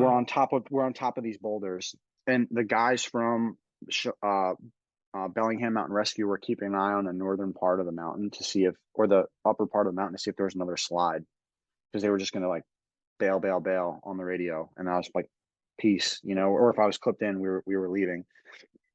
So we were at like maybe 120 feet of rope, put him in the vest. I was on the rappel rope, clipped into him, and then we short hauled out. And then Yeah. we do it in-flight hoist recovery so they send the hoist down. We fake the rope and then go into the bird. Uh, Love it. Love going it. in, going into the bird. People are like scratching their head. You have to see it, but it's a phenomenal way to rescue people. So you just don't Yeah. have to get on the ground and get in the bird.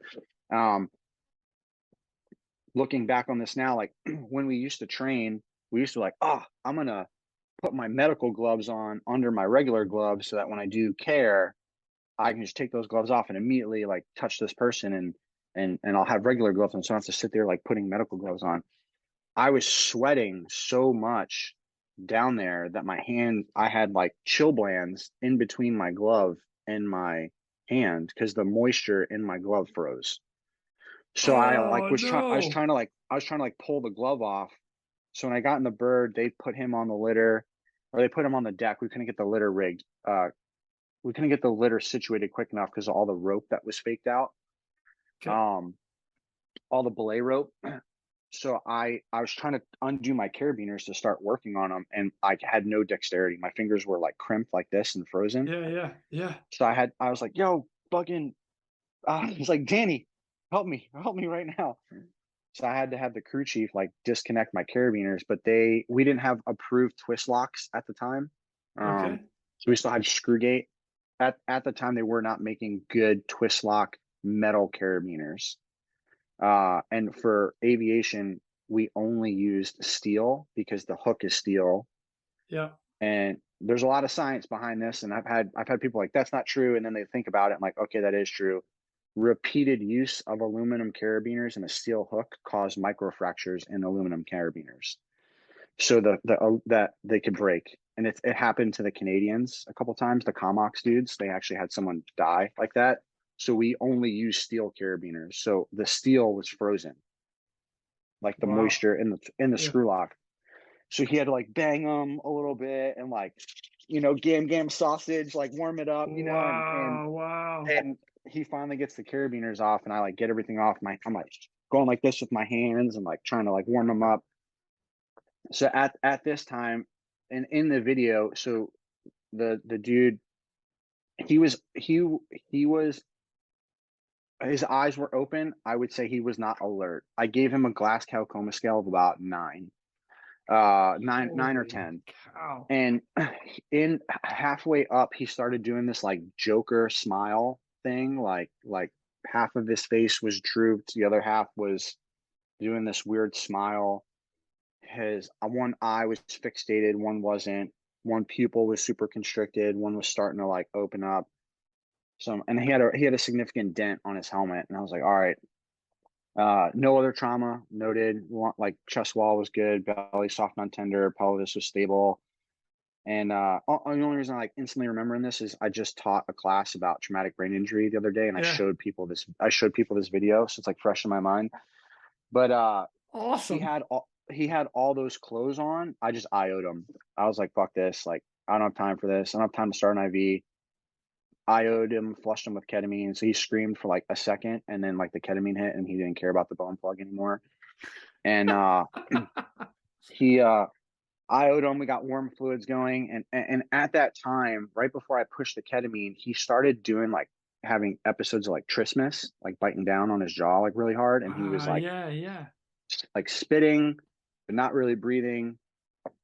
So I just looked at everyone in the bird, and I was like, "Hey, we're RSIing this guy like right now." So rapid sequence induction. He has an obvious traumatic brain injury. We're gonna put him down, and I'm a paramedic with an EMT, and usually like you would want more than that. My crew chief at the time, my HIRA was an EMT, or I flip flips. My HIRA was going through EMT school. My crew chief was an EMT. So I said, hey, you guys bag him, get him on the monitor. I'm going to draw some drugs up. So drew up 150 of ketamine for my induction agent, and 10 of, we had vecuronium. So I drew up 10 of vec. Yep. And we had warm fluids going at the time. Cut all the rest of his clothes off. I tried to like drop an NPA, but he was fighting it a little bit. And you can give NPAs to people with head injuries. The only contraindication is like an obvious Lefort fracture, which he didn't have. He was fighting me a little bit. You really are in training right now. This is great. Yeah, dude. I've been a paramedic a long time. Like civilian world. I moonlight, so I work as a civilian, and I've been a flight paramedic. But we're in the middle of our SEAL medic refresher class. I got like 25 SEALs we're doing a medic refresher for, and I was like, yeah, like let's just put him down. So I induced, right as I started to like push the ketamine, we were like coming over the helipad for the hospital. It's a 15-minute flight to the closest trauma center, or a level 2 trauma center. He really should have gone to Harborview in Seattle, but actually where he went, I'm glad he went to St. Joe's is the name of the hospital in Bellingham. They have a hypothermic ICU for brain injuries. Did not know that at the time. When I dropped him off, I thought they were going to send him to Harborview. He ended up staying there for his whole care, made a full recovery. But we dropped him off, and dispatch was like, "Hey, we don't have an ambulance for you right now, so you got to wait." So we're like flying over, doing just a quick survey of the LZ, and we did there because there was cars over there, and we always used to break windshields when we landed. So we were like, let's just make sure there's not a lot of cars there. So we've broken a few, more than a few, but it happens. Don't park next to the helicopter pad. Duh. Hey, you know what? Walk a couple steps further, and if I see a windsock in the parking lot, I might park a little farther away, right? So so we were landing, I just pushed the ketamine. He did not relax a little bit. And I'm not a fan of intubating on the induction agent. I will fully paralyze them. I know some providers will check to see. So we landed and then I pushed the VEC. So the intubation happened in the back of the helicopter, but it didn't happen in flight. Someone called me out about that one time. I was like, okay, all right, I'll explain it correctly. So, Oh, good Lord. yeah, it's dumb, dude. But we pushed the VEC, jaw relaxed. We used a video laryngoscope to intubate him. Nice. We have them in the bird. In the video, you can see the glottic opening perfect. He was a real easy intubation. However, he was very anterior, so the tube was almost buried to the hub. Wow. He was pretty deep. Yeah, he was like 25 or 26 at the teeth, maybe 27. So for everybody that doesn't know, on the tube, there's little numbers there, and it just shows how deep the tube is into the trachea, and then where the balloon is, and then you mark it at the teeth. So then you walk in and be like, all right, doc, here's where we're at. The other thing it does, one more, side note of it, is the deeper you are, you end up in the right main stem. The right main stem of the lung. So that means you're only breathing in one lung. So you want to back it off a little bit. But if you're deep like that, there's a whole bunch of stuff. You check lung sounds and equal rise and fall and all this stuff. But 26 is pretty deep for a tube, for those that don't know. Yeah, so he was deep, and like I thought I might have maintenance stemmed him, but I had just saw the tube pass through the cords, and I was like, "There's no way. There's absolutely no way." And I looked at the teeth, and I was like, "All right, fuck it." So pulled the glide scope out, inflated the bulb, great end tidal, and then we just started bagging him to 30 to 35 to start hyperventilating him. His pressure was 180s at the time, so he was like, the brain was squeezing, like his brain was under some pressure.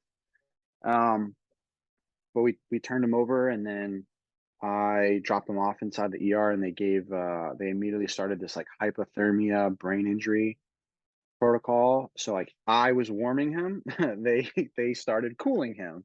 Oh, so wild. Yeah. So they did this whole like thing, and then dropped them off, turned him over, and then we went back, and then a couple of days later we physically went up there to do a check on him, and met his wife, and full recovery. No still kidding. still a local up there. I get some pictures every once in a while of some of my buddies who are out of the military now, who live up there, and they're like, "Yo, look who I ran into," and I was like, "Oh shit, have a beer for me." But yeah, his buddy unfortunately didn't survive, and that's too bad. Yeah, so but they recovered the body the next day. We like laid out some pretty good lat longs for them. We had the pilots mark the lat long in the bird, so we can give them a good grid reference of exactly where he is, so they can navigate their hike to him without having to cross any other unstable terrain. So they were able to recover the body the next day, and yeah. Wow, freaking amazing. Yeah, that was not technical. It was like an easy rescue to rescue him, but like medically, like that is 0 to 100 real quick. And then going back to I told you about that snow that was covered yellow, and so it was not vomit. It was shit. And I found that out when we cut the vest off of him in the aircraft. We cut the rescue vest off him. I had brought my hand to like touch the radio, and I was like, "What the fuck is that?" And think back to, because I know you're a medic, so like think back to like when you did rotations in a trauma center, and they used to do the whole check for rectal tone and the sphincter. So loss of rectal tone is a true brainstem injury. So he had no vagal tone in his ass, and he was just leaking everywhere. So, oh my gosh. I wouldn't even thought of that, even now. So I was on the fence. I was on the fence about intubating him. Everyone's like, "Yeah, I'll intubate in the back of the bird." It is not easy, especially in the back of a 60. No. So I was on the fence. When I knew that he had a brainstem injury, it put that peg to, I'm doing this no matter what. So, yeah. So Bro, that is yeah, awesome. yeah. So it was a good case. There was a lot of stuff after that. Like I talked about the bad calls stuff. Like, do not be afraid to Yeah, go talk to someone. You know, like yeah, it was hit how his injury pattern looked like a case that I had in Afghanistan, and I just yeah, I needed to go talk to someone after that, and I started seeking out mental health. So don't be afraid for no, anyone to go get mental health. Yeah, man, I back that up, and you know what? Anybody can send me an email too, like how being able to just talk about it and to be able to talk to people that can relate is a something that's really nice, like that peer to peer support. You know, Keith yep, Caroline talks about it from Ireland all the time. You know, we're all available. We really are. yeah, yep. And I whether it's a peer, a professional, or someone you've never met before, Yeah, just don't be afraid. Don't be afraid to talk yeah, to someone. So yeah. It's all good, man. We've been there. yeah, All of us have been there. In your shoes, yeah, what you're feeling right now, we've been there. So we can yep. relate. We understand. So There's a chapter of a book that someone's written that you're walking through right now. You know what I mean? So yeah, 100%. Yep, yep, without a doubt. So, and some of us made it through and some of us didn't. But yep, my wife still calls me a little crazy. She looks at me like, yeah, what's wrong with you? yeah, same, yeah. You got that weird tick about you right now. It'll be fine. It'll go away. Yeah, It's fine. It's fine. yeah, it's fine. Mostly it's when I'm grabbing her ass. What's wrong with you? Yeah, yeah, Nothing. Honey, nothing. yeah, yeah, Sorry, I shouldn't have said that. Sorry, honey. yeah, Sorry. yeah. All right, brother. Let's do our last one, and then we'll close out of here in a minute. So this one is pretty cool because Navy Regional Northwest. The President of the United States takes pleasure in presenting the Air Medal with gold numeral 1 for the first award. Wait a minute, I thought you already earned an Air Medal. Yes. So this is actually this is like my third or fourth. Two were from combat, but the Oh, Navy updated their awards instruction, and okay. so the first one said with first Bronze Star. So Bronze Star used to be individual heroic achievement or Okay. a V. Right when this was signed, everything's numerals now. So they like screwed up everyone's award system of how they like got stuff. So everyone had to go like resubmit stuff to admin. So yeah, it's a typo that they made. Got it. It's a fit rep bullet for some officer somewhere. So yeah, Fantastic. yeah, Love it. Love it. yeah, Well, in that case, you know what? I'm gonna read that again and everybody gets to hear the whole thing again. Here we go. yeah. The President of the United States takes pleasure in presenting the Air Medal. And I'm gonna stop right there. To Chief Hospital Corpsman Wayne N. Papalski, United States Navy, for service set forth in the following citation for meritorious achievement while participating in aerial flight as search and rescue medical technician at Able Air Station, Whidbey Island, Washington, on 6 August 2017. Chief Pulaski and crew successfully responded to a challenging, hazardous mountain rescue at an altitude of 8,500 feet, mean sea level, on Mount Stewart in the Cascade Mountain Range, Washington. His superior leadership and medical acumen were critical in the successful rescue of a severely injured and unconscious climber stuck in a deep draw surrounded by jagged rock spires and rugged terrain. Despite poor visibility and limited power, he evaluated the unforgiving landscape and precarious position of the climber to devise the safest plan. With a 0% margin for error, he provided positioning calls while assisting the crew chief in extracting the survivor. Once the survivor was on board, he performed and directed the medical team on executing critical advanced life support services. Based on the treacherous terrain and environmental conditions, as well as high altitudes, no other air or ground assets in the entirety of the Pacific Northwest could have reached or extracted the climber in time. By his skillful airmanship, steadfast aggressiveness, and exemplary devotion to duty in the face of hazardous flying conditions, Chief Pulaski reflects great credit upon himself and upheld the highest traditions of the United States Naval Service. Yeah, Wayne! Dude, this is The fucking sick. uh this was it. This is a wild call. We had the dream team on duty, so we had two pilots who were both SAR mission commanders. We had our crew chief, Francisco Toledo, phenomenal dude, reservist now, out doing some stuff in Tucson. EMT, and then we had my buddy Austin Shutt, flight paramedic, me, flight paramedic, and then we had a training flight paramedic on. So we were dual hatting duties because we were short HIRAs. So we had two flight paramedics, and then we had the trainee, Love it. an Love it. EMT and three paramedics, right? So like I was saying, Mount Stewart, Wild Mountain, we were it was very hot. We had to fly at 10,000 feet to get there because we were flying over all the fires Oh, in the jeez. summer that year. So like it was very hazy. It was an hour before sunset. I have a small like video clip of this too because it was like daytime and then it went night and then like you can't see shit. So it's like a minute long video. But we had to dump gear, dump fuel, and then Toledo, not out to him, but the calls were so technical that he was having trouble telling the pilots because we were within like feet of the rock wall. Like the rotor disc was like the tip caps were like within feet. And Damn. the tail was pretty close too. So he was having trouble hoisting and making hoist calls because we opted to do a direct deployment. And we kind of like Rochambeau'd in the bird. So I was the addition to the crew. It was just going to be the two of them, and then I was the addition for duty that weekend. And Austin went down to recover him, so he did a direct deployment.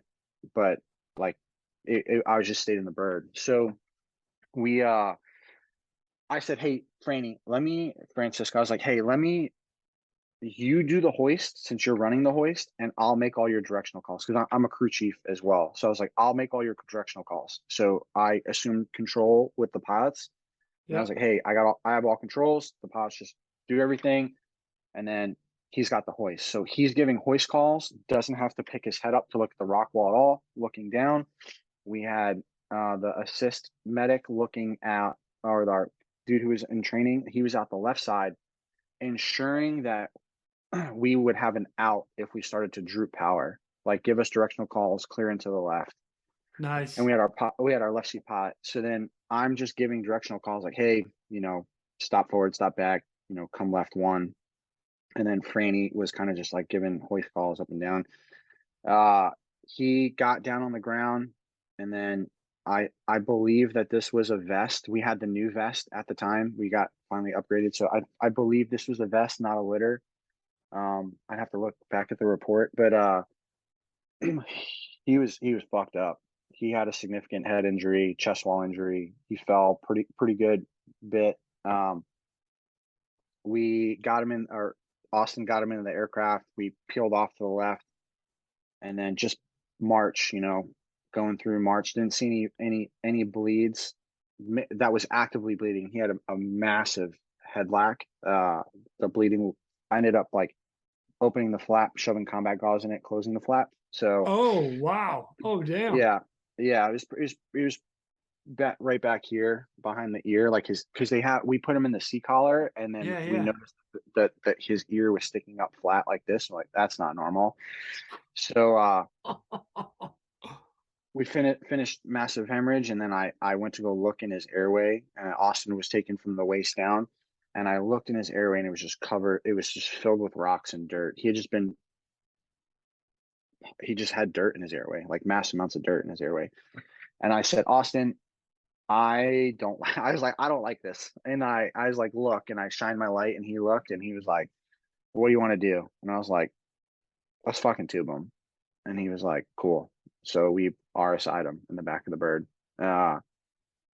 So another innovation in the back of the bird. More ketamine, more VEC, and then we actually intubated him in the bird. Yeah. Austin was doing it. I let Austin get it. So I'm like, I'm the chief, right? So like, I'm a 32-year-old chief. I want to do all the fun, but I was like, hey, bro, you can take the tube. Uh, but it ended up being we That's both had great leadership right there. Look at you, yeah. Well, man. we ended up Wow. we I I also felt bad because I was the addition. So if I would have done it and he was on duty and I wasn't, I would never live that down. So Love it. because I got called out for stealing a rescue one time. So I was like, all right, bro, like I won't be a dick. But I he ended up needing help tubing him. So it ended up being his jaw was so rigid that he needed two people to uh hold the positioning with the blade, and then I had to pass the tube in. So he held like a tomahawk like position on the tube, and then I passed the tube through the cords, and then we did everything else and turned him over. Um, I transferred like a month after that, maybe 2 months after that. Actually, that mission happened. We deployed to Houston for Hurricane Harvey. We went down there to support that, and then I immediately Nice. transferred like a week when I got home. And Austin said this guy followed up, and he made a recovery. It was not a full recovery. He has some permanent neuro defect or Oh, deficit. dang. But yeah, he can. I look at this. Can you talk and can you wipe your own ass? That's all I care about, right? So like he can do that. So That's a win yeah, and a win. it's a win, right? So but I remember like I had transferred and I went to be an instructor at like an entry level flight schoolhouse, and we're like talking about positioning. And I'm like, hey, like it's cool to be king dingling and be the crew chief, but sometimes you need help, right? So like don't be afraid to, if you can't make all the calls all the time. So we split controls of who does what. And just looking back now, like it was too unsafe. The margin of error to like do this and look up constantly, Yeah, like look he up, could look have looked down, look down. he could have looked up and missed something that happened to Austin because he's controlling the hoist, right? Yeah, So yeah. it worked perfect. It was a good call. Another great another technical rescue call, and then another like really good medical call. I don't remember him having any other injuries. We thought he had like a tension at one point, like we considered needle D'ing him, and I think it was just he was just banged up real bad. Yeah. Dang. But yeah, So yeah, really, there's a really, couple things about that that you just talked about that I really like. I'm all about utilizing everybody is to their max potential in the aircraft. And I've been in the helicopter where you have one pilot actually holding the altitude and the other, holding or moving position of the yep, aircraft. So you've got both pilots flying at the same time. Um, you've got guys in the back that are working together in the hoisting, or one guy's doing one thing and the other guy's doing another in the back of the aircraft. I've also been on calls where, just like you did, not to the intubation part, but where the paramedic, I was the second paramedic in the aircraft, and the primary paramedic, he went through and he looked right at me. He's like, "What do you think?"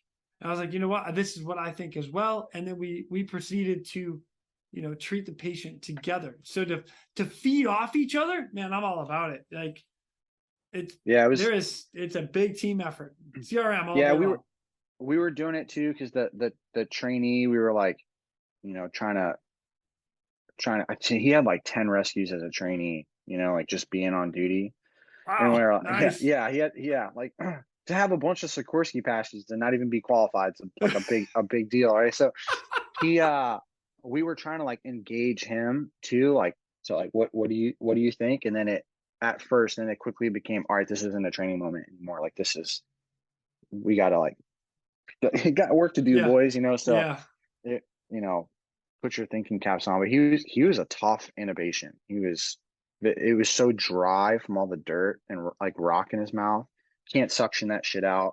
He would have had to like dump fluid in his mouth to Then to sucks it out. Yeah, to then suction it out. We tried rolling him, and then like I shoved an OPA in his mouth to like clear some of it out, but like it was just so dry and gross. So we ended up lubing the tube with the lube that comes from the King LT, and just lube the back of it, and then that kind of helped a little bit. It caused them some issues later because they had to go in and like bronchial clean them out because yeah, yeah. dirt was on the tube. Um, Oh man. just something that we found out later, but yeah, it was a good. good RM, CRM, good, really good medical call. Like those are the ones that like flight medics like, you know. So it is a good one. Good. Well done again to Yeah, you thanks, and your dude. Yeah, crew. Heck yeah, yeah. that was definitely the boys. So they crushed that one. I just the extra for the ride.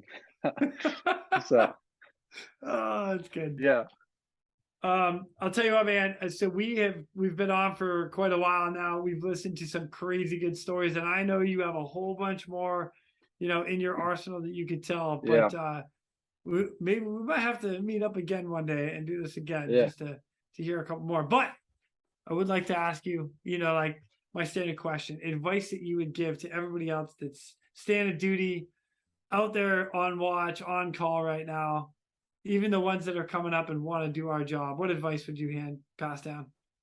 yeah. A couple of things, and I like that you asked this question. I've listened to a bunch of your podcasts, and I like listening to some other stuff that the guys say. I would honestly say it has changed a lot. Like you're a lot of peer groups ahead of me. It's changed a lot, and don't be afraid to ask questions. There is no dumb questions. They might sound dumb, but like to you at that point, you didn't know, so that's not a dumb question. Um, there is no magic serving platter of training. Like no one's gonna come up one day with an open checkbook and be like, "What do you guys want to do tomorrow for training?" So like, if you are a professional rescuer or a medic and you are reactive, this is not the community for you. You need to figure out a way to be proactive and be aggressive. And people might not like you for that, but you will be well trained and your people will be well trained. You might be a thorn in someone's side, but at least you have good training. And be very, very proactive, and then like seek training opportunities out. Just calling someone and saying, "Hey, you guys want to like you show me yours, I show you mine," and then that could be the start of an amazing MOU, a memorandum of agreement, for future Right. training or whatever. And then the last like kind of bit of it, and this is unavoidable due to the timeline of our lives right now, but we live in a very, very, very risk adverse, leadership centric, like minded military civilian world. Like everything, no one wants to get sued, no one wants to be on the internet, no one wants to be on social media, no one wants to be on the news. So we live in a risk adverse timeline. There's nothing wrong with that. Being safe is awesome. Like we all want to come home to our families. I want to come back. My kids are not, in the tub with rubber duckies anymore. They're preteens and teenagers, but like, Good luck. yeah, everyone wants to like come home safe. You can be risk adverse and still take risk. Yeah. Follow ORM, follow your CRM, have good emergency action plans, brief everything. And the only way to be better is to test yourself. And if you're so scared to test yourself, it might be time to find another career. And in terms of medicine, it's ever changing. When I first came in, we never used tourniquets. Now we're doing wild stuff in the back of helicopters or MATVs, or I work with Naval Special Warfare now. So like we do I carry whole blood in CONUS and out of CONUS for training. You know what I mean? So like it's just wild. And train hard, have fun training, take video. You might be that guy. They're like, why do you have your video camera out? QA, QI. Yeah. You might catch something, but more importantly, like I've been flying for almost 18, 17 years now, and there's shit that I don't remember that I wish I had pictures of or video of, like Yeah. deployments, friends, buddies, fun times, passing by a cruise ship, getting mooned by a bunch of chicks, like I wish I had memories of that, like, but Apparently you do. Well I done. do, yeah, but that was just an I can example. neither confirm nor deny that I've had I can, similar. yeah, it's actually FLIR footage, but yeah, so but have fun. I mean, yeah, we talk about that on our other podcast. Like have Oh yeah. fun, take safe risks, and then do better, suck less. Yeah, Oh, that's great. Dude, great advice, man, all the way yeah, around. I appreciate that. There's so much we could talk about, like even in to go in further depth of all that. We won't do it today, but take everything. You can take so much of that to a step further. So Yeah, for sure. yeah, I appreciate it, dude. Yeah, Jesse said you're a great dude. I've listened to a bunch of your podcasts, and I was like, Thanks, man. I love that. That dude is you need to get him back on. I know he did the fire stuff. He's got a lot of great rescues. That dude is the helo whisperer. He used to like walk out, put his hand on the tail, like, she's gonna perform great today. And I'm like, whoa, dude. Like messing around with his horse, like he's gonna have a great race today. Yeah, that's the helo whisperer, dude. Yeah. Yeah. All right, Jesse, you've been called out. Let's go. Yeah, dude. Yeah. Well, Wayne, man, I can't thank you enough for coming on and just sharing the stories, the knowledge, and buddy, I get all into this stuff. Dude, I love it. So thank you. Appreciate it. Yeah, thanks, bro. I appreciate it. Yeah. And I'll probably see you at a Heli Expo 2023 in March. Yeah, dude. Trying to clear some schedules up and make that happen for sure. Yeah, so, buddy. Man, it's gonna be a good time if we can make it happen. Oh yeah, yeah. Well, one of us will be there for sure. So. All right. That's cool. Yeah, that dude. means I'm drinking with one of you guys. Man, I That's really gotta right. stop saying that. I sound like a damn lush. You know what? Nah, dude, it's From cool. now on, it's gonna be like, I'm gonna meet you for coffee. No, man, we're in the Navy and the Coast Guard. We're drinking. Yeah. We're drinking. Yeah, That's what I'm talking about. Yeah. All right, brother. Well, I will see you there. I appreciate it again, man. Thank you. Yeah, dude. Peace out, man. But later. And with that, ladies and gentlemen, we are out of here. Go. Thank you for tuning in. We hope you enjoyed this episode of the Real ResQ Podcast. Please take a minute to like, subscribe, and hit that share button. I'm pulling chocks and taking off. But before I go, if anyone out there has a rescue story they would be willing to share, I would be humbled and honored to have you on as a guest. Or if you have any questions about rescue or anything else we talk about here, send an email to jason@therealresq.com. That's Jason at TheRealResQ.com. You can also check us out on our web pages, therealresq.com, our Facebook page, and our Instagram page @TheRealResQ. Again, a special thank you to all of you staying on the watch today. Always remember, when that SAR alarm goes off, those in distress are praying for a miracle. They are going to get you. Until next time, fly safe and swim hard.